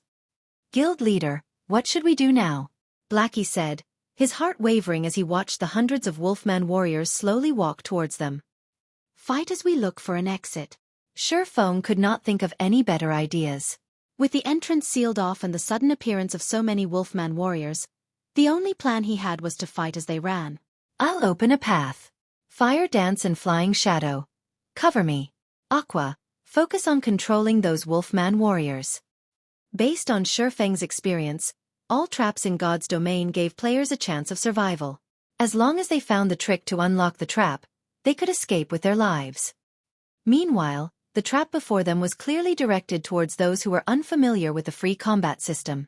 If everyone randomly used their skills, they would kill themselves before laying a scratch on the monsters before them. Hence, it was safer if only he took action. Following which, Shifeng led the party and charged towards the area with the least number of Wolfman warriors. Even so, there were still over a dozen elites ahead of him. Seeing Shifeng's group barreling towards them, these Wolfman warriors opened their mouths and howled. They raised their weapons and charged at Shifeng. At this moment, the other Wolfman warriors had similarly started to surround Shifeng and the others. Don't fight. Just lure them to a single location and then kill them. With that order, Shifeng took the fight to these Wolfman warriors, leading his own band of elites. He then unsheathed the Abyssal Blade and the Purgatory Shadow, brandishing his swords and sending over a dozen swords of light to strike the Wolfman warriors' vital points. Shifeng's attack speed was extremely fast. Although the Wolfman warriors tried to defend themselves, Shifeng's swords of light reached the monsters first. A single sword strike sent a Wolfman warrior that was over 2 meters tall flying backward, a damage of over -1000 points appearing above its head. Shifeng had no desire to continue fighting. After having sent the dozen or so Wolfman warriors flying, he led the party and moved past the Wolfman warriors. If possible, Shifeng wanted to finish off these Wolfmen. If he did, however, they would end up surrounded by more of these elite monsters. If that happened, they wouldn't escape despite their efforts. In such a way, Shifeng, Fire Dance, and Flying Shadow opened a path for the party, the 6 continuously advancing. Regarding the Wolfman warriors chasing them relentlessly, Aqua Rose continuously cast ice walls and ice spheres behind her, using the spells to reduce the monster's speed. Although the Wolfman warriors could not catch up, the number of monsters chasing after Shifeng's party had increased past 1,000. If Shifeng and the others made a single mistake, they would most likely lose their lives. We can use the terrain ahead. Fire Dance, Flying Shadow, and I will block the Wolfman warriors behind us. Blackie, use Stars of Light. It doesn't matter even how far you cast it. Just remember not to include us in the spell's effective area. Shifeng had constantly observed the surrounding terrain as he ran, and he caught sight of an elevated area. The path there was also very narrow. 2 or 3 people would be sufficient to block it completely. Hence, he hastened towards that elevated ground. Leave it to me. Watch me get rid of these wolf pups. Blackie nodded. When the party entered the narrow path, Shifeng and the 2 assassins spun around, facing the oncoming Wolfman warriors. 20 yards. 15 yards. 10 yards. Watching the Wolfman warriors come closer and closer. Release! Xueqi shouted. Having prepared, Blackie waved his staff, and in the next moment, a star of light descended from the sky. One after another, the stars of light bombarded the 1,000+ of Wolfman warriors. Those near the epicenter of the crash received over -7,000 damage, while the others in the spell's vicinity received over -3,000 damage. The Wolfman warriors had 42,000 HP. They could only endure a few waves of stars of light before dying. However, the Wolfman warriors outside of Blackie's spell were intelligent. They had not foolishly charged into the range of the stars of light. Instead, they stood in place, waiting for the spell to end. Although the effect of stars of light was frightening, the spell only took the lives of slightly over 200 Wolfman warriors. To an army of over 1,000, that was nothing. However, after stars of light ended, the experience bars of Xueqi's party skyrocketed. If they could repeat this process, they could easily reach level 30 in a few hours. Before anyone could catch a breather, dozens of Wolfman warriors charged into the small path, howling as they brandished their weapons. Due to the free combat system, Blackie had not had a perfect grasp of his skill's coverage area. As a result, the Wolfman warriors that had been at the very forefront of the charge had not been caught in the effective area of stars of light. Fortunately, the small path only allowed for 5 or 6 Wolfman warriors. Without hesitation, Xueqi sent a Tier 1 Thundering Flash at the incoming elite monsters. Compared to the Tier 0 Thundering Flash, the Tier 1 skill was far more agile. Whether it was in terms of speed, power, distance, or number of attacks, all had massively improved. Most importantly, Xueqi could now use it to attack horizontally, increasing its attack area. A blue arc of lightning tore through the path in the blink of an eye, splitting the path in two. Following which, another arc of blue lightning streaked towards its target. After 5 consecutive arcs of lightning, astonishing damages appeared above the dozens of Wolfman warriors. -1,624, -2,240, -3,136, -4,394, -6152. Thundering Flash's effect stacked, and each consecutive hit would have its damage increased by 40%. If a target were struck by all 5 lightning strikes, the total damage would be terrifying. However, the might of Thundering Flash could not deter these crazed Wolfman warriors. They still threw themselves forward with little regard for their lives.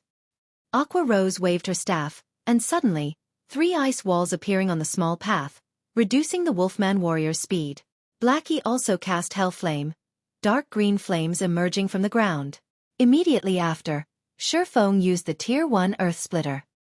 Before these Wolfman warriors could reach Xueqi, they all died. With the perfect combination of the 6 and the advantageous terrain, they had only spent a short amount of time finishing off the 1,000+ Wolfman warriors.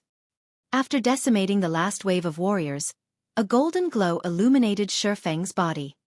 He was finally level 25.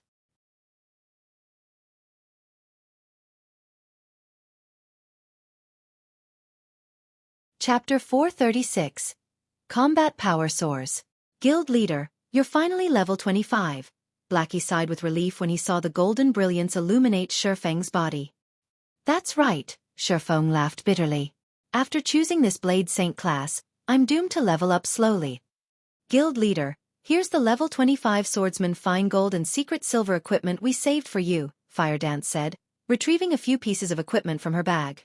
She had deliberately held on to these items for Xueqi. As for the other level 25 equipment, she had sent them to the guild's warehouse. Xueqi's hidden class was no secret among the core members of Zero Wing. This included Violet Cloud's Astromancer class as well. Originally, everyone had envied and admired hidden classes, searching desperately for a legacy that would give them the chance to obtain a hidden class. However, they could now see both Xueqi's and Violet Cloud's leveling speed for themselves. Their progression could only be described with one word: slow. Some of the team members who were originally a lower level than Xueqi and Violet Cloud had even surpassed the two over these past few days in White Fog Canyon. More importantly, their levels were currently in the 20s. When they reached the 30s, 50s, or even 100s, the two's leveling speed would most likely slow to a crawl. When the others thought about how they would level far slower than other players, they promptly dismissed their intentions of searching for a hidden class. If they encountered an advanced legacy in the future, they would change classes then. If not, so be it. Levels were very important in God's domain. Moreover, everyone paled at the thought of dying just once as a hidden class. Thanks. Xueqi accepted Firedance's offer. His current equipment mostly consisted of random level 20 pieces. If he switched them out for level 25 fine gold and secret silver equipment, his attributes would increase significantly. Xueqi also retrieved a fiery red pair of boots from his bag. The delicate boots each had 3 beautiful flame crystals embedded in them, and a bright red glow circled the footwear. These were super top-tier boots that Xueqi had obtained after killing the scorching lamia. Flame boots, plate boots, dark gold rank. Level 25. Defense plus 175. Strength plus 21. Agility plus 30. Endurance plus 15. Movement speed plus 8. Fire resistance plus 5. Additional skill dash. Flame rush. Increases movement speed by 100% for 10 seconds. Cooldown. 2 minutes. The boots were worth at least 30 gold. As Xueqi had not met the level requirement for the boots when he had first obtained them, he had kept them in his bag until now. After equipping the flame boots, Xueqi's attributes soared once more. He had even obtained a new skill, Flame Rush. This was a must-have skill for both escape and pursuit. Undoubtedly, the flame boots had significantly increased Xueqi's mobility. Guild leader, what kind of boots are those? They're so beautiful. Aqua Rose asked excitedly upon seeing the flame boots on Xueqi's feet. Aqua Rose wasn't the only person with this opinion, as both Fire Dance and Violet Cloud similarly eyed the flame boots. Women always loved beautiful things. I got these boots from killing a High Lord in the Flame God's cave. However, you guys are mages, so you can't equip them. If you could, we'd go back and farm more High Lords. Even with his experience in countless battles, Xueqi squirmed under the intense stares of the 3 beauties. In the end, he had no choice but to display the flame boots data. When everyone saw the boots attributes, they were stunned. Guild leader, is this a level 25 dark gold item? Flying Shadow's eyes nearly popped out of his sockets in shock. Originally, he had thought the flame boots were level 25 fine gold equipment. After all, ever since they started killing level 25 and above Lord-ranked monsters, the best equipment they had obtained was level 25 fine gold equipment. These attributes are amazing, Blackie said enviously. He was not particularly surprised that the flame boots were dark gold ranked. Guild leader, when did you kill a level 25 or above High Lord? Aqua Rose asked with disbelief. When Fire Dance and the others heard Aqua Rose's question, they suddenly realized the weight of Xueqi's words. Zero Wing had only recently entered White Fog Canyon. Based on Xueqi's behavior, he had obtained the flame boots long before entering the canyon. However, only High Lords had a chance of dropping dark gold equipment. Moreover, as the flame boots had a level 25 requirement, Xueqi would have had to kill a level 25 High Lord at the very minimum. Meanwhile, since Xueqi always acted independently, it meant that he had most likely killed a level 25 High Lord by himself. Was something like that really possible in God's domain? If I remember correctly, I think it was around the time when I was level 15, Xueqi said after giving it some thought. However, I used some special methods to defeat that scorching lamia. If it were a direct confrontation, she would have killed me instantly. Amazing! Inhuman! Guild leader, you're too insincere. We are all in the same boat, yet you still keep so many secrets to yourself. Due to their shock and surprise, Aqua Rose and the others were utterly speechless. They all knew full well how powerful a High Lord was. They also knew how inconceivable it was to kill a High Lord. A team of 50 players stood no chance against one, much less a solo player. Even if Xueqi had used some particular method to kill one, it was still an amazing feat. It turns out that Guild Leader has hidden his strength all along. It seems that I'll need to work harder from now on. Aside from her shock, Fire Dance was also disappointed. She inwardly lamented over her lack of strength. Originally, she had thought that she was only a short distance from catching up with Xueqi. She now realized that not only had the gap not shortened in the slightest, but it had even grown wider. However, This revelation had not discouraged Fire Dance. At the very least, she could see how wide the gap was now. Shortly after Aqua Rose and the others had renewed their opinion of Xueqi's strength, a terrifying roar echoed throughout the land of the fallen star. This is a wolf's howl. The sound seems to be moving closer. Is the boss coming for revenge because we killed the wolf pups? Aqua Rose and the others were no ordinary players. Their 5 senses were very acute. By sound alone, they could feel danger approaching.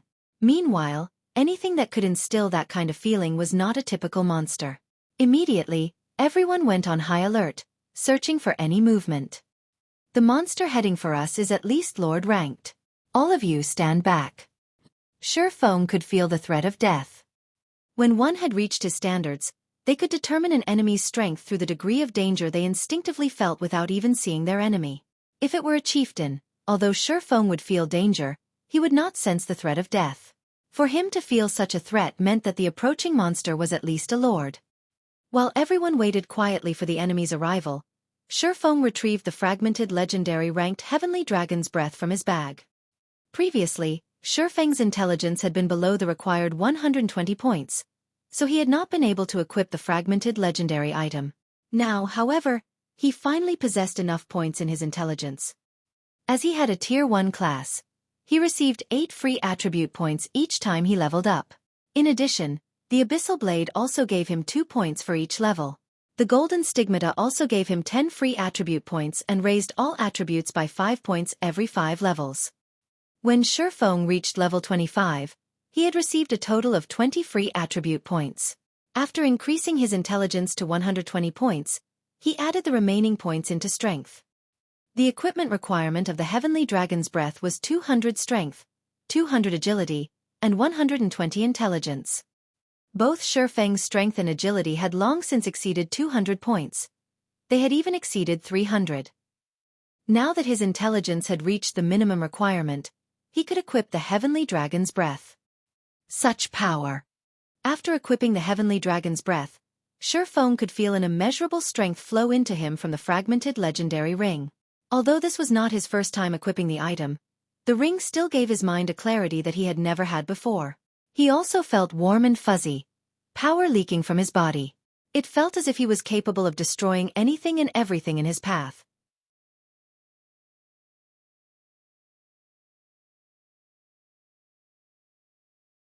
Chapter 437, Tier 2 Combat Power. As the howls approached, everyone became more focused. They kept their eyes glued on the numerous stone pillars in front of the small path. None of them spared even a glance for the loot that the 1,000+ Wolfman warriors had dropped.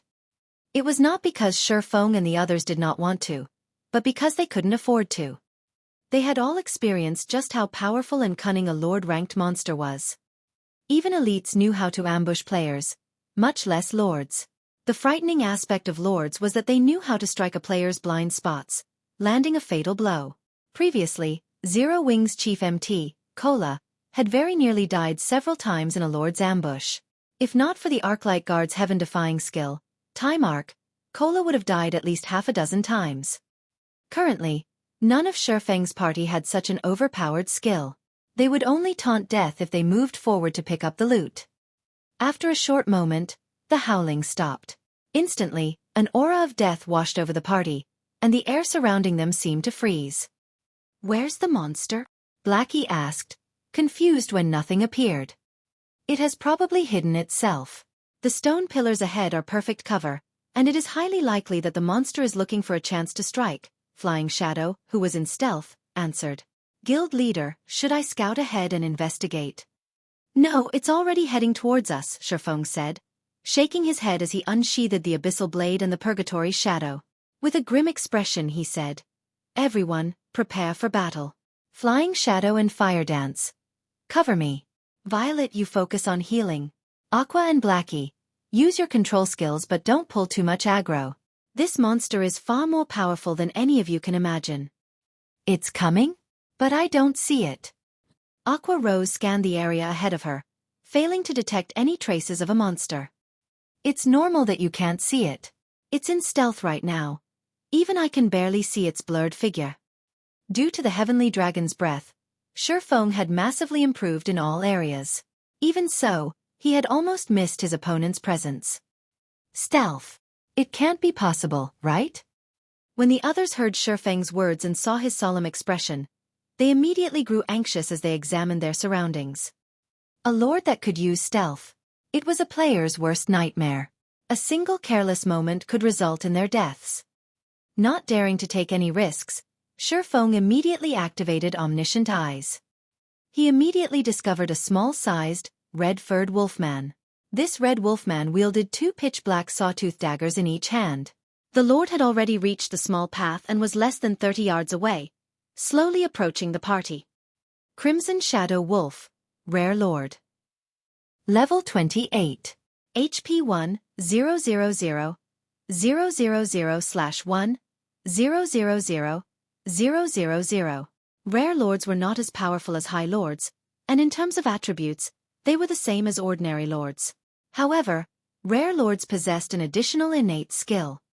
It was just like how a player with a hidden class possessed legacy skills unique to their class.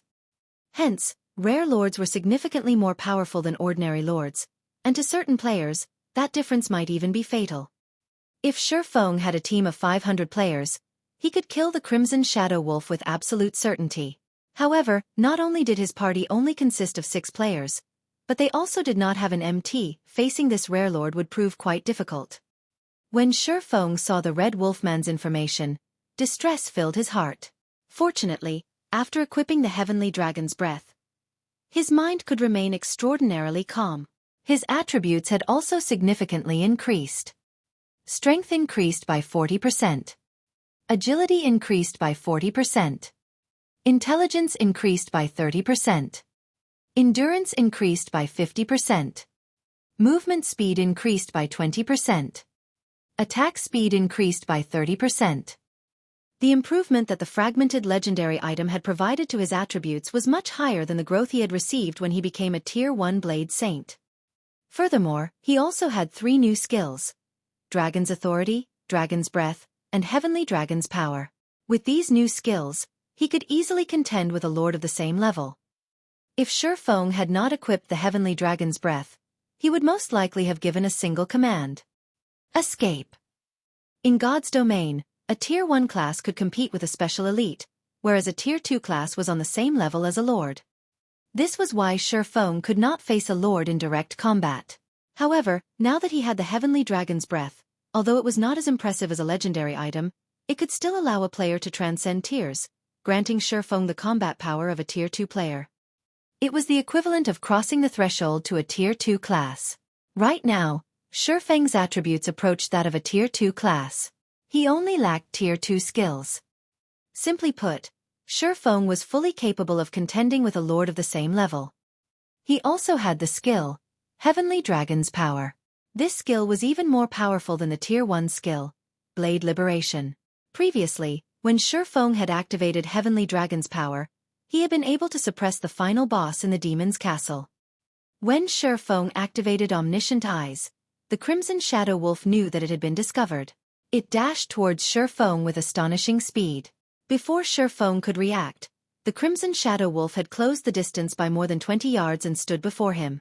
Without hesitation, it slashed its sawtooth daggers towards Xueqi's neck. Startled, Xueqi hurriedly activated Defensive Blade. The 2 sawtooth daggers froze just before they struck him, unable to proceed by even an inch. So fast. Xueqi was shocked. If anyone else stood in his place right now, they would have been a dead man. Xueqi had activated Defensive Blade the instant he discovered the Crimson Shadow Wolf, yet he had nearly been decapitated. Not only could decapitate silence players, but it could also inflict a massive bleeding and significant damage. If players were silenced, they would only be able to defend themselves by relying on their basic attributes. However, not even an MT of the same level could fend off a lord for more 10 seconds. Realizing that its first attack had been unsuccessful, the Crimson Shadow Wolf spun backward and vanished right before Xueqi's eyes. In an instant, it appeared behind Xueqi and used Backstab. Fortunately, Defensive Blade deflected that attack as well. Standing in the back, Aqua Rose and the others were stupefied by this scene. They had only seen the Crimson Shadow Wolf when it first launched its attack. Then, in the blink of an eye, it had appeared behind Xueqi and launched another attack. However, the Rare Lord was far from done. Within 1 second, it had launched no less than 6 attacks.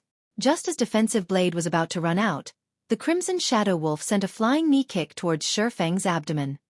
A flying knee kick could easily break an enemy's combat stance and send them flying through the air, making it difficult for them to dodge or attack. Just before the Crimson Shadow Wolf's flying knee kick struck Xueqi, the Rare Lord revealed a human-like sneer. Suddenly, it reversed its grip on one of its daggers and sent an eviscerate at Xueqi's chest, intending to end Xueqi's life with one strike. Guild Leader. Everyone watched anxiously. However, they were helpless. The Crimson Shadow Wolf was simply too fast. This was the first time they had witnessed such speed since they started playing God's Domain. However, just as the sawtooth daggers were about to slide into Xueqi's heart, the screech of metal against metal reached the team's ears. The Crimson Shadow Wolf was confused when it heard this sound. Looking at his adversary carefully, the wolfman's cold smile suddenly vanished. Now, it wore a grim expression as it bared its fangs and growled.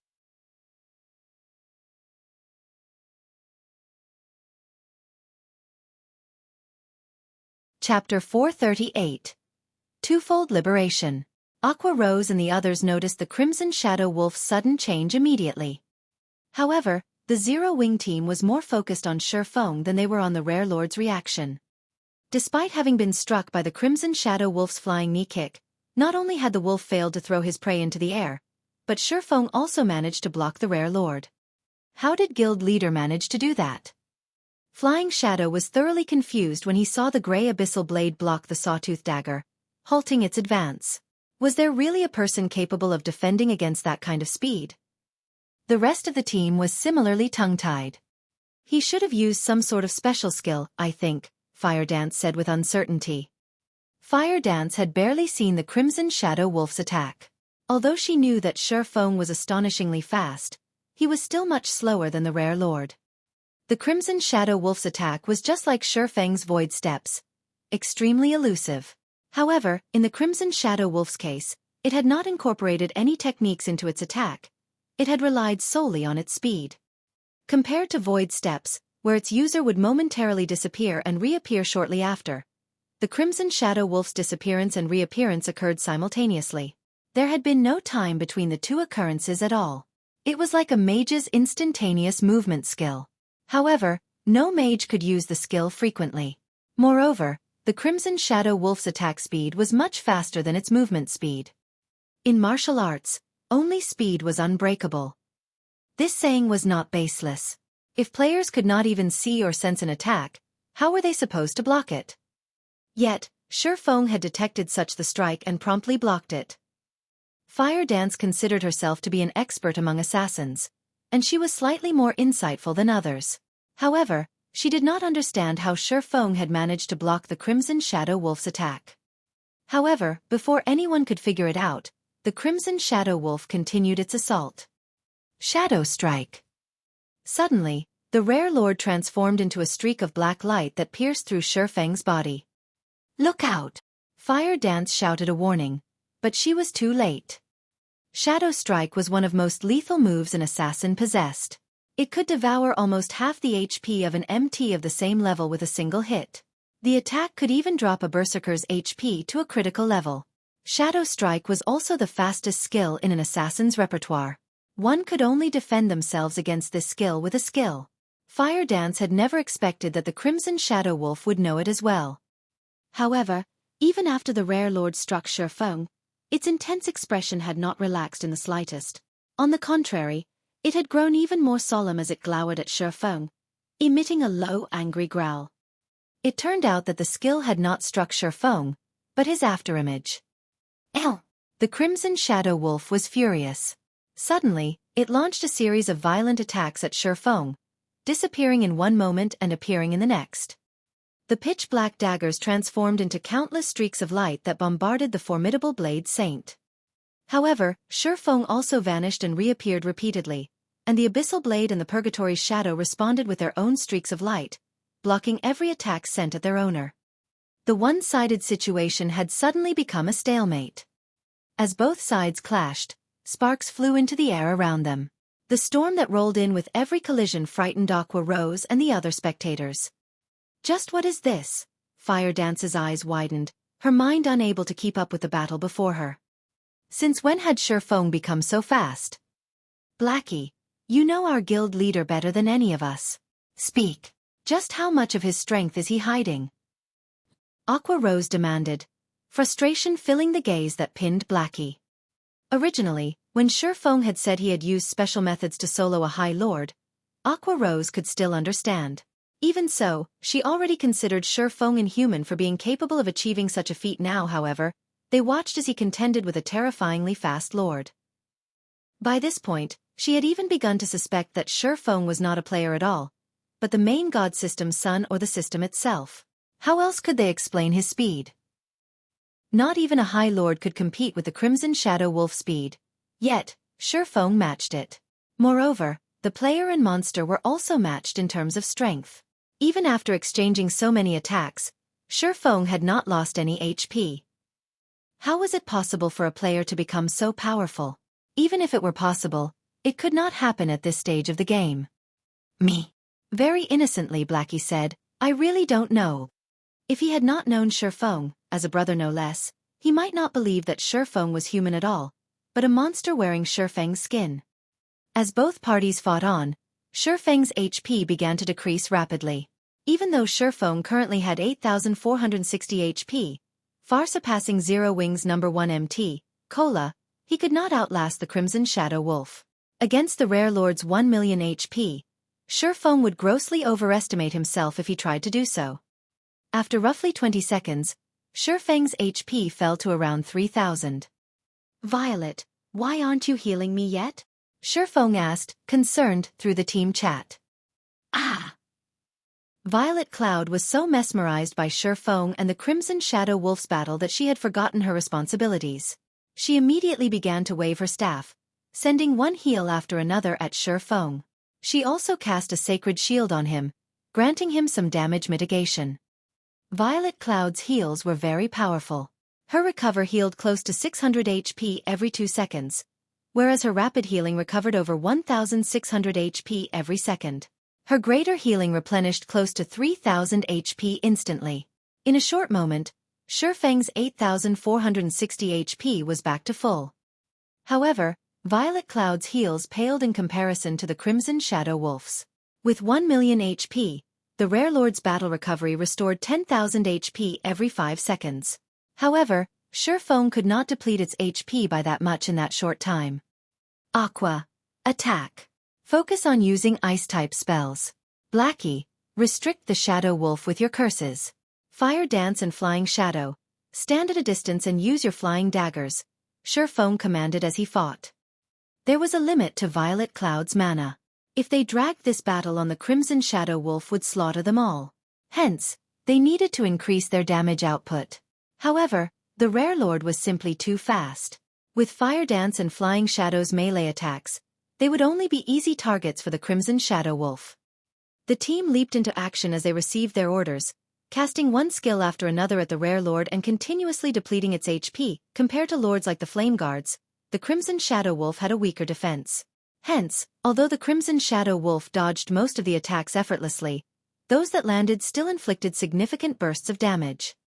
Aqua Rose's Frost Arrow dealt over -1,000 damage, and her Flame Barrage dealt around -3,000 damage. As for Blackie, his Dark Arrow achieved over -1,300 damage. Over -2,000 damage if it was a critical hit. His Unstable Affliction also dealt close to -1,000 damage every 2 seconds. Fire Dance and Flying Shadow could deal around -300 damage with each of their throwing attacks.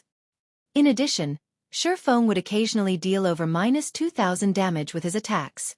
As a result, everyone's total damage within 5 seconds easily exceeded 10,000 points. After an hour or so, the Crimson Shadow Wolf only had 43% of its HP remaining.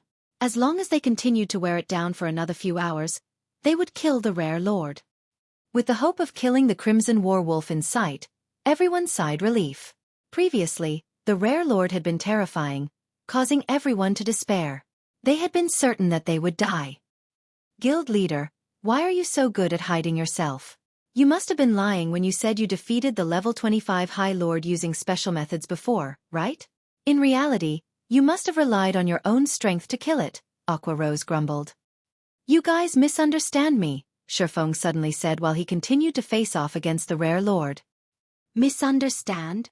Everyone was confused. I don't have the ability to defend against such astonishing speed. Xueqi explained. Previously, I, too, was afraid of the Shadow Wolf.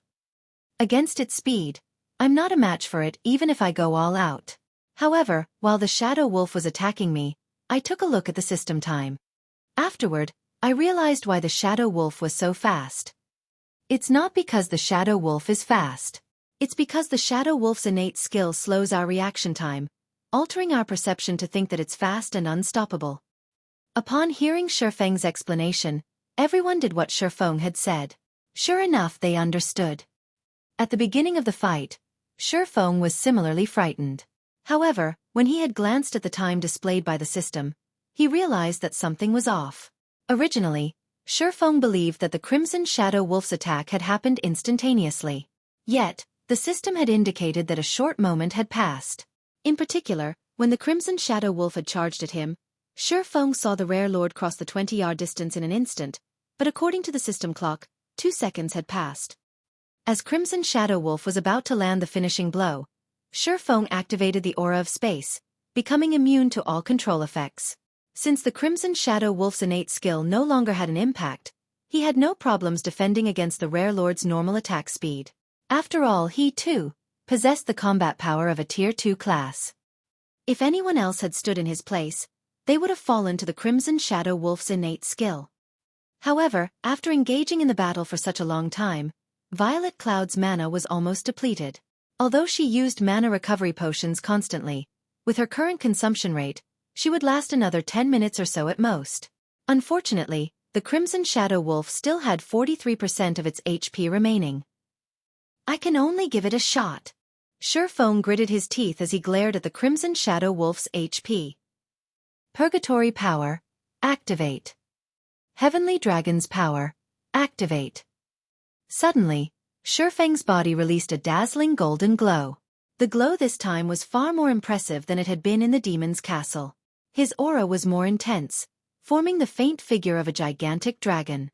In the next moment, the dragon released a roar that made one's eardrums tremble. Simultaneously, Xueqi's attributes underwent a massive transformation. Xueqi's HP instantly rose to 25,380, and his strength slammed past the 800-point threshold. His defense had also improved. With a wave of his sword, Xueqi forced the rare lord back, dealing over -400 damage with the strike. He then took a step forward and used a Tier 1 chop. Due to the attack speed and damage buffs of Purgatory Power, critical double damages of -4,920, -7,312, and -7,324 appeared above the wolf's head before it could react. The Crimson Shadow Wolf was sent crashing into a stone pillar by the side of the small path. The rare lord and swordsman's strengths were no longer on the same level. Suddenly, Xueqi's furious roar echoed throughout the cavern. Dragon's Authority. Dragon's Authority. Suppress all enemies in the surroundings with the might of the Heavenly Dragon, inflicting the fear status onto enemies within a 30-yard distance, reducing their attack power by 20%, attack speed by 20%, and movement speed by 20% for 1 minute. After the Crimson Shadow Wolf's speed fell, the rare lord was even less of a match for Xueqi. Within seconds, the Crimson Shadow Wolf's HP plummeted to 30%. As it reached this threshold, the Crimson Shadow Wolf began to change, growing larger. It also tossed its daggers to the side. It was now 4 times larger than it had been, as tall as a 2-story building. The ground trembled as it took a step. By appearances alone, the Zero Wing team understood how terrifying this monster had just become. However, Xueqi couldn't care less. Gritting his teeth, he activated Blade Liberation. Suddenly, the Abyssal Blade released a dazzling silver light, its power flowing into Xueqi.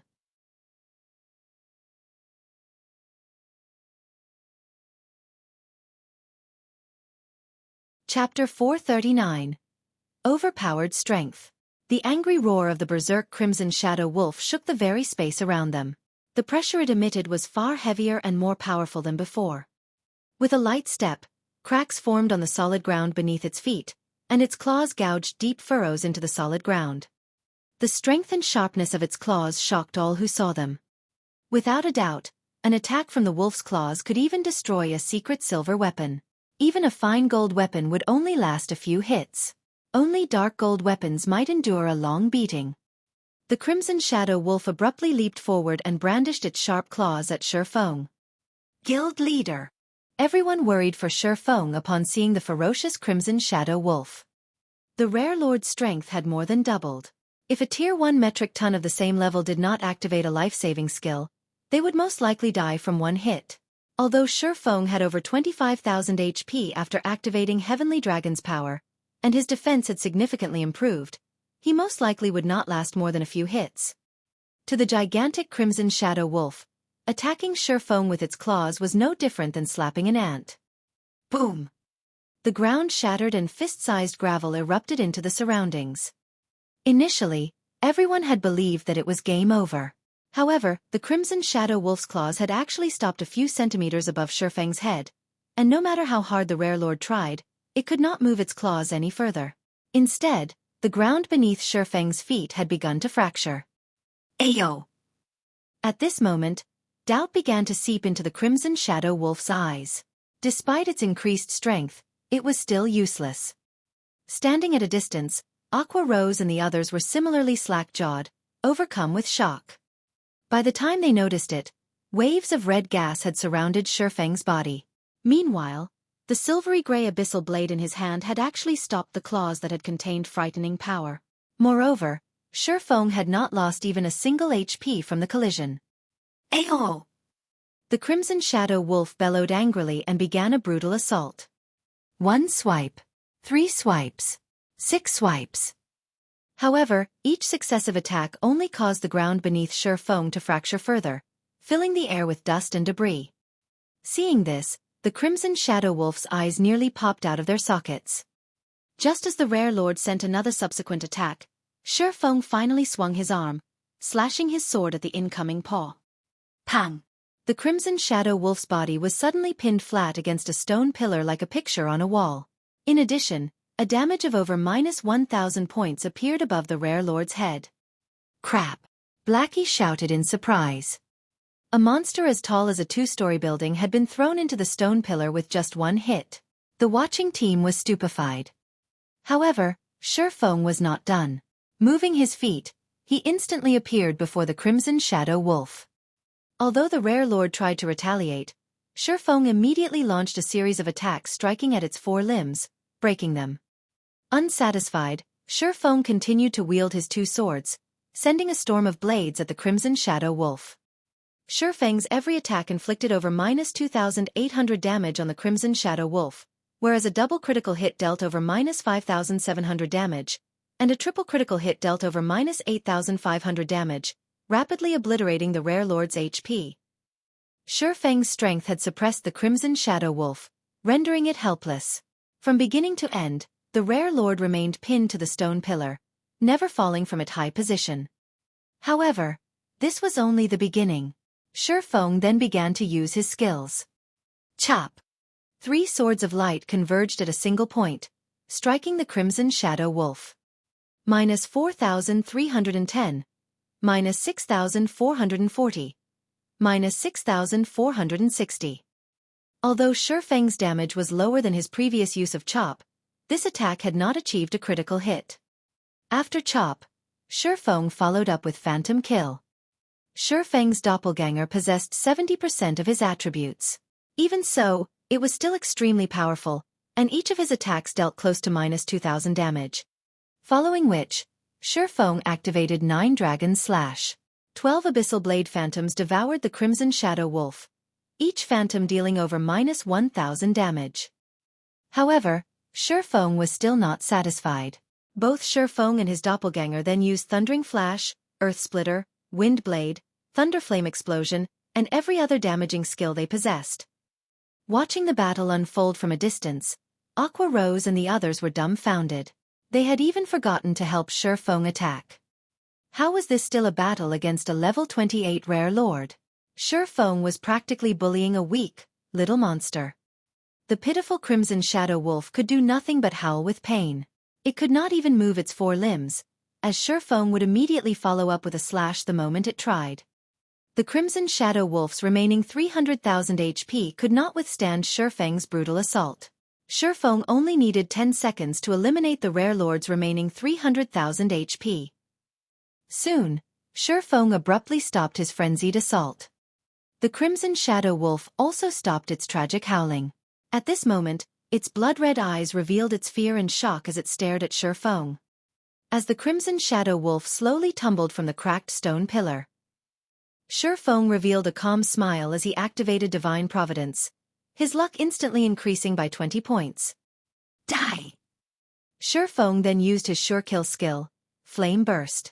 Both the Abyssal Blade and Purgatory Shadow suddenly released a blazing white glow, transforming into streaks of light that struck the Crimson Shadow Wolf's body. Minus 21,415, minus 43,024, minus 21,389, dash 21,425.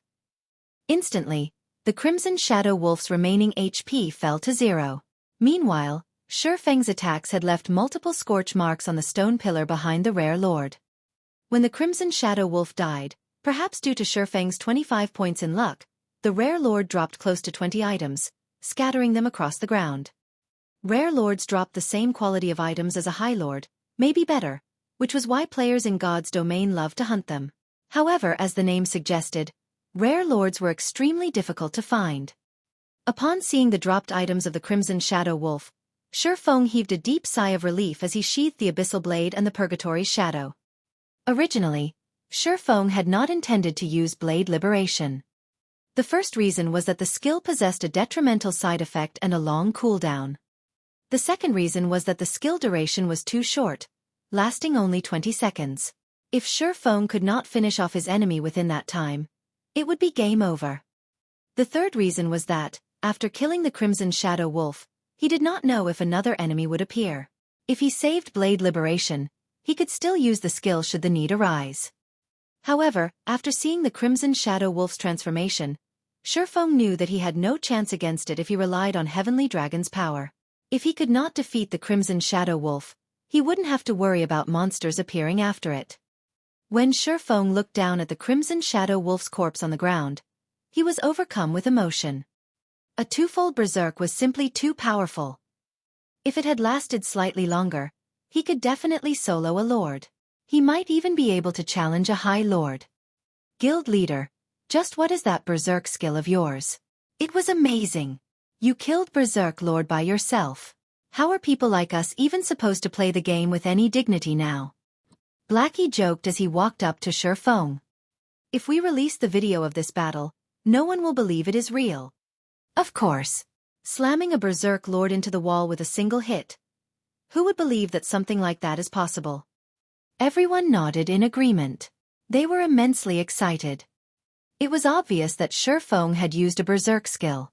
Only, this Berserk skill was too frightening, and not even a Berserk Rare Lord stood a chance against him. Originally, no one had paid any attention to Berserk skills. However, they had never expected that such a skill could play such a significant role during a crucial moment. At this moment, a yearning for Berserk skills grew in everyone's hearts. They all swore to gain one for themselves after returning. All right, let's hurry up and collect the loot. We don't know what kind of danger awaits us, Xueqi laughed.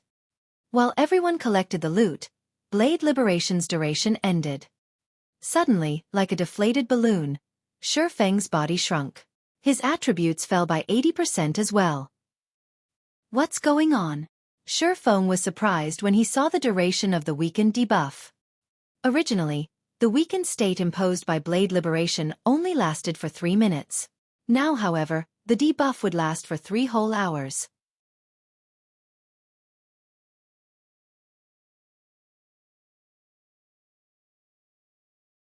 Chapter 440. Truefire Blade. Xueqi's sudden change immediately attracted everyone's attention. Guild Leader, why do you seem smaller? Even your aura has diminished significantly. With her refined observation skills, Fire Dance instantly noticed Xueqi's transformation. The rest of the team was also curious. When they took a look at Shifeng's HP bar, they were suddenly very afraid. Shifeng, who had originally possessed over 8,400 HP, now had a maximum HP of 1,700. He could not even compare to a level 20 ordinary player right now. It's nothing, just the weakened debuff I got after going berserk. Many Lord-ranked monsters deal with the same thing. I'll be fine after some time has passed, Shifeng laughed. Giving it some thought, everyone understood the logic behind the mechanics. A skill that could render a rare lord helpless. If there were no side effects to it, it would be far too overpowered. Following which, everyone finished collecting the loot scattered across the ground. The 1,000+ Wolfman warriors before had dropped a ton of items. Although it was only the loot of elite monsters, the quantity was more valuable than even the loot from a lord. Meanwhile, Shifeng stored the loot the Crimson Shadow Wolf had dropped. As for weakened state's extension to 3 hours, Shifeng had some idea of why this had occurred. Dragon's power significantly increased one's attributes. Coupled with Blade Liberation Sword's power, his body could not bear the fusion of the two buffs, which resulted in his extended weakened state. It seems that Twofold Berserk should only be used as a last resort in the future. Shifeng could only smile bitterly at his 3-hour weakened state. If nothing special happened during these 3 hours, all would be fine. However, he did not know what sort of trouble they would encounter as they moved on. With his attributes reduced by 80%, even if his original attributes were overwhelming, he would not be a match for an ordinary player. If they encountered danger, he could only helplessly watch from the sidelines. Fortunately, they were safe for now. Guild leader, the monsters here are stingier than the monsters outside. The Wolfman warriors rarely drop weapons or equipment. Moreover, the majority of the items are common rank with a small amount of bronze equipment. Blackie was already used to grinding Lord-ranked monsters. Now, he could only feel contempt when he saw the loot of elite monsters. It's actually quite good. Previously, I had never carried more than 1 gold coin. Now, I pick up more than 2 gold. There are also 37 pieces of level 25 bronze equipment and over 100 common items. If we sell them, each item could fetch at least 6 or 7 silver coins. 100 pieces is worth 6 or 7 gold coins. This was the first time Flying Shadow had joined Shifeng's party on an excursion. When he saw that the money inside his bag had exceeded 3 gold, he was elated. If he grinded monsters outside of White Fog Canyon, at most he would obtain a little EXP, very rarely would the monsters drop weapons or equipment. Even if they did, 95% of the time the items would be common ranked. Guild leader, what did that Crimson Shadow Wolf drop? Let us have a look. Aqua Rose held little interest in the loot of the Wolfman warriors. At this point, she was only interested in the loot from lords. Not bad. We have a total of 12 weapons and pieces of equipment, 1 intermediate strength potion recipe, and the rest are materials. Shifeng had just finished appraising the drops. Smiling, he said, among the 12 weapons and equipment, 5 are dark gold rank, 3 of which are weapons, 1 is cloth armor, and 1 is leather armor. The remaining 7 items are all fine gold rank. Have a look for yourselves. Saying so, Shifeng displayed the data of all the dropped weapons and equipment. Damn! This rare lord is awesome. It even dropped such top-tier weapons. Blackie immediately grew excited upon seeing dropped items information. Guild leader, are you blessed by God? Even such weapons managed to drop. Flying Shadow's eyes bulged upon seeing the weapons. Of the 3 dark gold weapons, 1 was a 2-handed battle axe, and 2 were short swords. Unlike the battle axe, which had a silvery gray color, the 2 short swords were blood red. There was even a spark circulating the blades of each sword, the spark resembling a fairy of fire.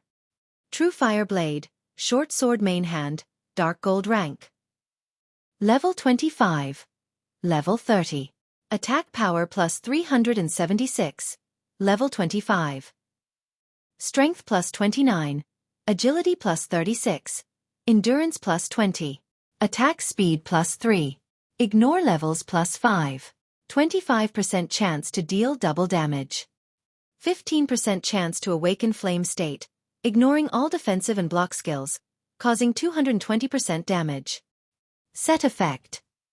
When both main and sub Truefire blades are equipped, Damage increased by 15%. Obtain Truefire dance skill. Strength increased by 30%. Agility increased by 40%. Attack speed increased by 60%. And damage received increased by 20% for 20 seconds. Cooldown. 5 minutes. Truefire blade. Short sword subhand. Dark gold rank. Level 25. Level 30. Attack power plus 352. Level 25. Strength plus 25. Agility plus 40. Endurance plus 21. Attack speed plus 3.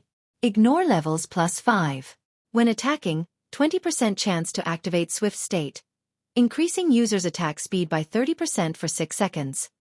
10% chance to activate Flame Guard, absorbing 1000 damage. Set effect. When both main and sub Truefire blades are equipped, damage increased by 15%. Obtain Truefire dance skill. Strength increased by 30%, agility increased by 40%, attack speed increased by 60%, and damage received increased by 20% for 20 seconds. Cooldown. 5 minutes. Level 25 weapons were extremely rare in God's domain currently. Equipping a level 25 fine gold weapon was already incredibly impressive. Meanwhile, the Truefire blades were both dark gold rank, and they were a set. In God's domain, sets of weapons or equipment were usually half a rank higher than their stated rank. As a dark gold set weapon, the Truefire blades were the best quality weapons below epic rank. Moreover, the set effect of the Truefire blades is intensely powerful. They did not seem the slightest bit inferior to epic weapons. The short swords only had somewhat weaker basic attributes. Although swordsmen, rangers, and assassins can use the Truefire blades, these short swords are most suited for assassins. Fire Dance and Flying Shadow. The two of you will roll for them, then. In truth, even Xueqi was surprised that the Crimson Shadow Wolf had dropped such top-tier short swords. One was lucky if even one Truefire blade dropped. Now, the Rare Lord had dropped both of the set weapons. Sure enough, the 25 points of luck was incredible. After Xueqi said so, Flying Shadow shook his head, saying, "Guild leader, forget about me. Let Sister Fire Dance have the Truefire blades." Although the Truefire blades were very attractive, he knew that he was not worthy of them. Moreover, he had done almost nothing during the battle with the Crimson Shadow Wolf. Such weapons were only suited to the #1 assassin of Zero Wing. Only in Fire Dance could wield these weapons to their full potential. The party had killed the Crimson Shadow Wolf, resulting in these items dropping. If more than one player can use them, we will roll. Don't be shy. They're just dark gold weapons, Xueqi laughed, having long since understood Flying Shadow's personality. There is also a leather armor shirt among the dark gold equipment. The winner gets the weapons, while the loser gets the shirt. Guild leader has already told us to roll. Let's just do it, Fire Dance said as she chose to roll. After a moment of hesitation, Flying Shadow decided to roll as well. In the end, Fire Dance rolled a 91, while Flying Shadow rolled an 86. The system automatically distributed the Truefire blades to Fire Dance, whereas the level 25 dark gold ranked leather shirt went to Flying Shadow. After equipping the Truefire blades, Fire Dance's combat power abruptly soared. Moreover, the streams of light on the Truefire blades further enhanced her beauty. At this moment, Fire Dance looked like an elf standing in fire. Blackie successfully rolled for the level 25 dark gold cloth armor, while Aqua Rose and Violet Cloud both obtained a piece of level 25 fine gold equipment. Xueqi gained 2 pieces of level 25 fine gold plate armor. One was a pair of gauntlets, while the other was a set of leg guards. Now, the majority of his equipment consisted of level 25 fine gold equipment. After happily distributing the equipment, everyone returned to their search for the exit. Time passed quickly, and unknowingly, Xueqi's party had made a full circle around the land of the fallen star. Although they had not encountered a single monster, they had mined plenty of starfire ore, over 1,000 pieces in total. Just as Xueqi began to grumble about the exit's mysterious location, the system suddenly announced an emergency notification. Before Xueqi could react, he was thrown out of God's domain. Moreover, Xueqi had not been the only one. Aqua Rose and the others had also been expelled from the game.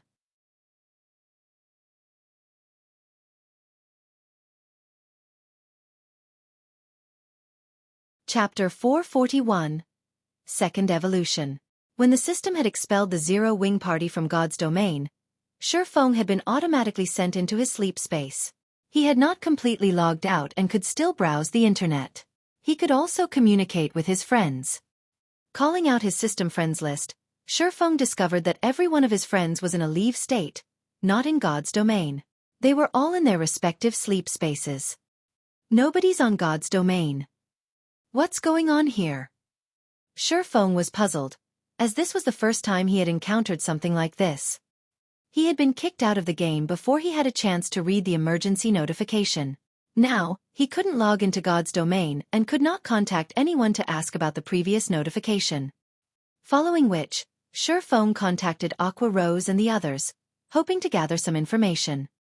Unfortunately, Aqua Rose and the others were in a similar situation. The system had logged them out of the game upon receiving the notification as well. I guess I can only check the official forums, Xueqi sighed. Normally, crucial information was not available on the official forums. However, something big must have happened in God's domain if they had been forcefully expelled from the game. Sure enough, after logging into the official forums, he discovered that everyone was having a heated discussion over their expulsion. For some reason, however, everyone else had received their notification 2 hours ago, whereas Xueqi's party had only received theirs a few seconds before the main God system started logging players out of the game. 2 hours ago? Wasn't that around the time I killed the Crimson Shadow Wolf? Xueqi calculated the time, and it matched almost perfectly. Did killing the Shadow Wolf cause the main God system to start the second evolution of God's domain?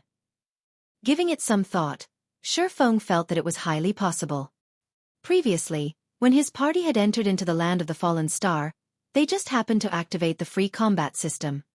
It was likely that the main God system had used their party as an experiment. After seeing that they had easily defeated the rare Lord-ranked Crimson Shadow Wolf, the main God system must have decided to initiate the second evolution of God's domain. Considering the situation, Xueqi really did not know how to express the emotions running through his heart. Now that God's domain began the process of the second system upgrade, players would have to wait until the next day to log in. Many players on the forums had expressed their frustration with the new system upgrade. After the system underwent its first upgrade, the system gave its players a true taste of combat. The overall difficulty of the game had made a massive leap, affecting adventuring, grinding, and leveling for those in God's domain. Yet, just a short time after the first upgrade, the second system upgrade had already begun. After this upgrade, the difficulty of the game might shock most players. This upgrade also gave Xueqi a headache. The second evolution of God's domain had occurred too quickly. Based on the original timeline, it shouldn't have happened for another several months. He was not prepared for it right now. Indeed, just as he had guessed, after the second system upgrade, the free combat system would be introduced into the game. In future battles, the requirement of a player's control over their skills would become extremely demanding, and mistakes might very well lead to friendly fire. It was especially true for AoE skills. After the second evolution of God's domain, rather than dying at the hands of monsters, many players would send themselves to the graveyards with their own abilities. Due to this, many players would act conservatively when fighting in groups long after the upgrade. In addition, after the second evolution, the difficulty of dungeons had also significantly increased. However, although the second evolution had made the game more challenging and realistic, the system upgrade had also added a benefit for players. And that was the improvement to skill proficiency. After the second evolution, the combat style of players also undergone a major transformation.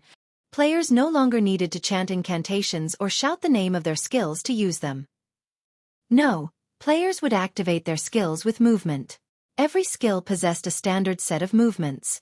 As long as players performed the corresponding movements, they could activate their desired skills. After the second evolution, players were no longer required to damage a monster with their skills to raise skill proficiency. Now, when players achieved a 50% completion rate with skills, they would gain 1 point to their skill proficiency. In addition, the awarded skill proficiency would increase with the percentage of their completion rate. That way, even if players fought monsters of the same level or 2 or 3 levels lower, they could still improve their skill proficiency. As players gained skill proficiency, their skill levels would also grow. With high-leveled skills, players would have a much easier time killing monsters. Players would undoubtedly find it challenging to adapt to such a combat style in the beginning. After adapting to the free combat system, however, players would discover that the new style allowed them to display more of their combat power. However, it would not be easy for players to adapt to this realistic combat style. Normally, one had to undergo a long period of special training to familiarize themselves with their skills. If one were not up to snuff, the skill's power would suffer. I need to hurry with the training center, Xueqi sighed softly. Shortly after the second evolution of God's domain, the training centers and martial arts dojos, which were currently declining, would become instantly popular. Having some time, Xueqi browsed the God's domain news. Other than news regarding Star Moon Kingdom, Xueqi also looked up information on the several surrounding kingdoms and the Black Dragon Empire. None of the empires in God's domain were to be underestimated. The competition within an empire was far more intense than the competition in a kingdom. A kingdom such as Star Moon only had around 4 or 5 competing first-rate guilds at the moment. Some smaller kingdoms might only have 1 or 2 first-rate guilds. However, empires were different. Not only did they govern massive areas, but there were also far more resident players. They also had an abundance of resources. The number of first-rate guilds residing in an empire was not something a single kingdom could compare with. Statistically, there were at least 7 first-rate guilds in an empire. There were also many second-rate guilds that rose to become first-rate guilds due to the investments of major corporations. In the past, there had been a total of 9 first-rate guilds in the Black Dragon Empire. The empire was many times stronger than the neighboring Star Moon Kingdom. In the future, if Xueqi wanted to carve a place for himself in God's domain, dominating Star Moon Kingdom would not be nearly good enough. After a casual glance at today's God's domain news, Xueqi felt an immense weight on his shoulders. Zero Wing had only obtained its guild residence after much difficulty, yet, several first-rate guilds in the Black Dragon Empire had already established their own guild residences. In terms of development speed, these guilds were not far behind Zero Wing. Aside from these guilds establishing their own guild residences, the various large guilds had also begun purchasing prime real estate in multiple cities. These purchases included auction houses, virtual trading centers, banks, high-class restaurants, and the like. In the future, they would become a guild's main source of income. After God's domain had spent a few years developing, the world had considered it a second home for mankind. Most people around the world spent close to half their days in God's domain. Moreover, time passed slower inside God's domain than in the real world. 1 hour in reality equaled 2 hours in God's domain. Based on the amount of time one experienced, people's lives in God's domain might be even longer than their lives in the real world.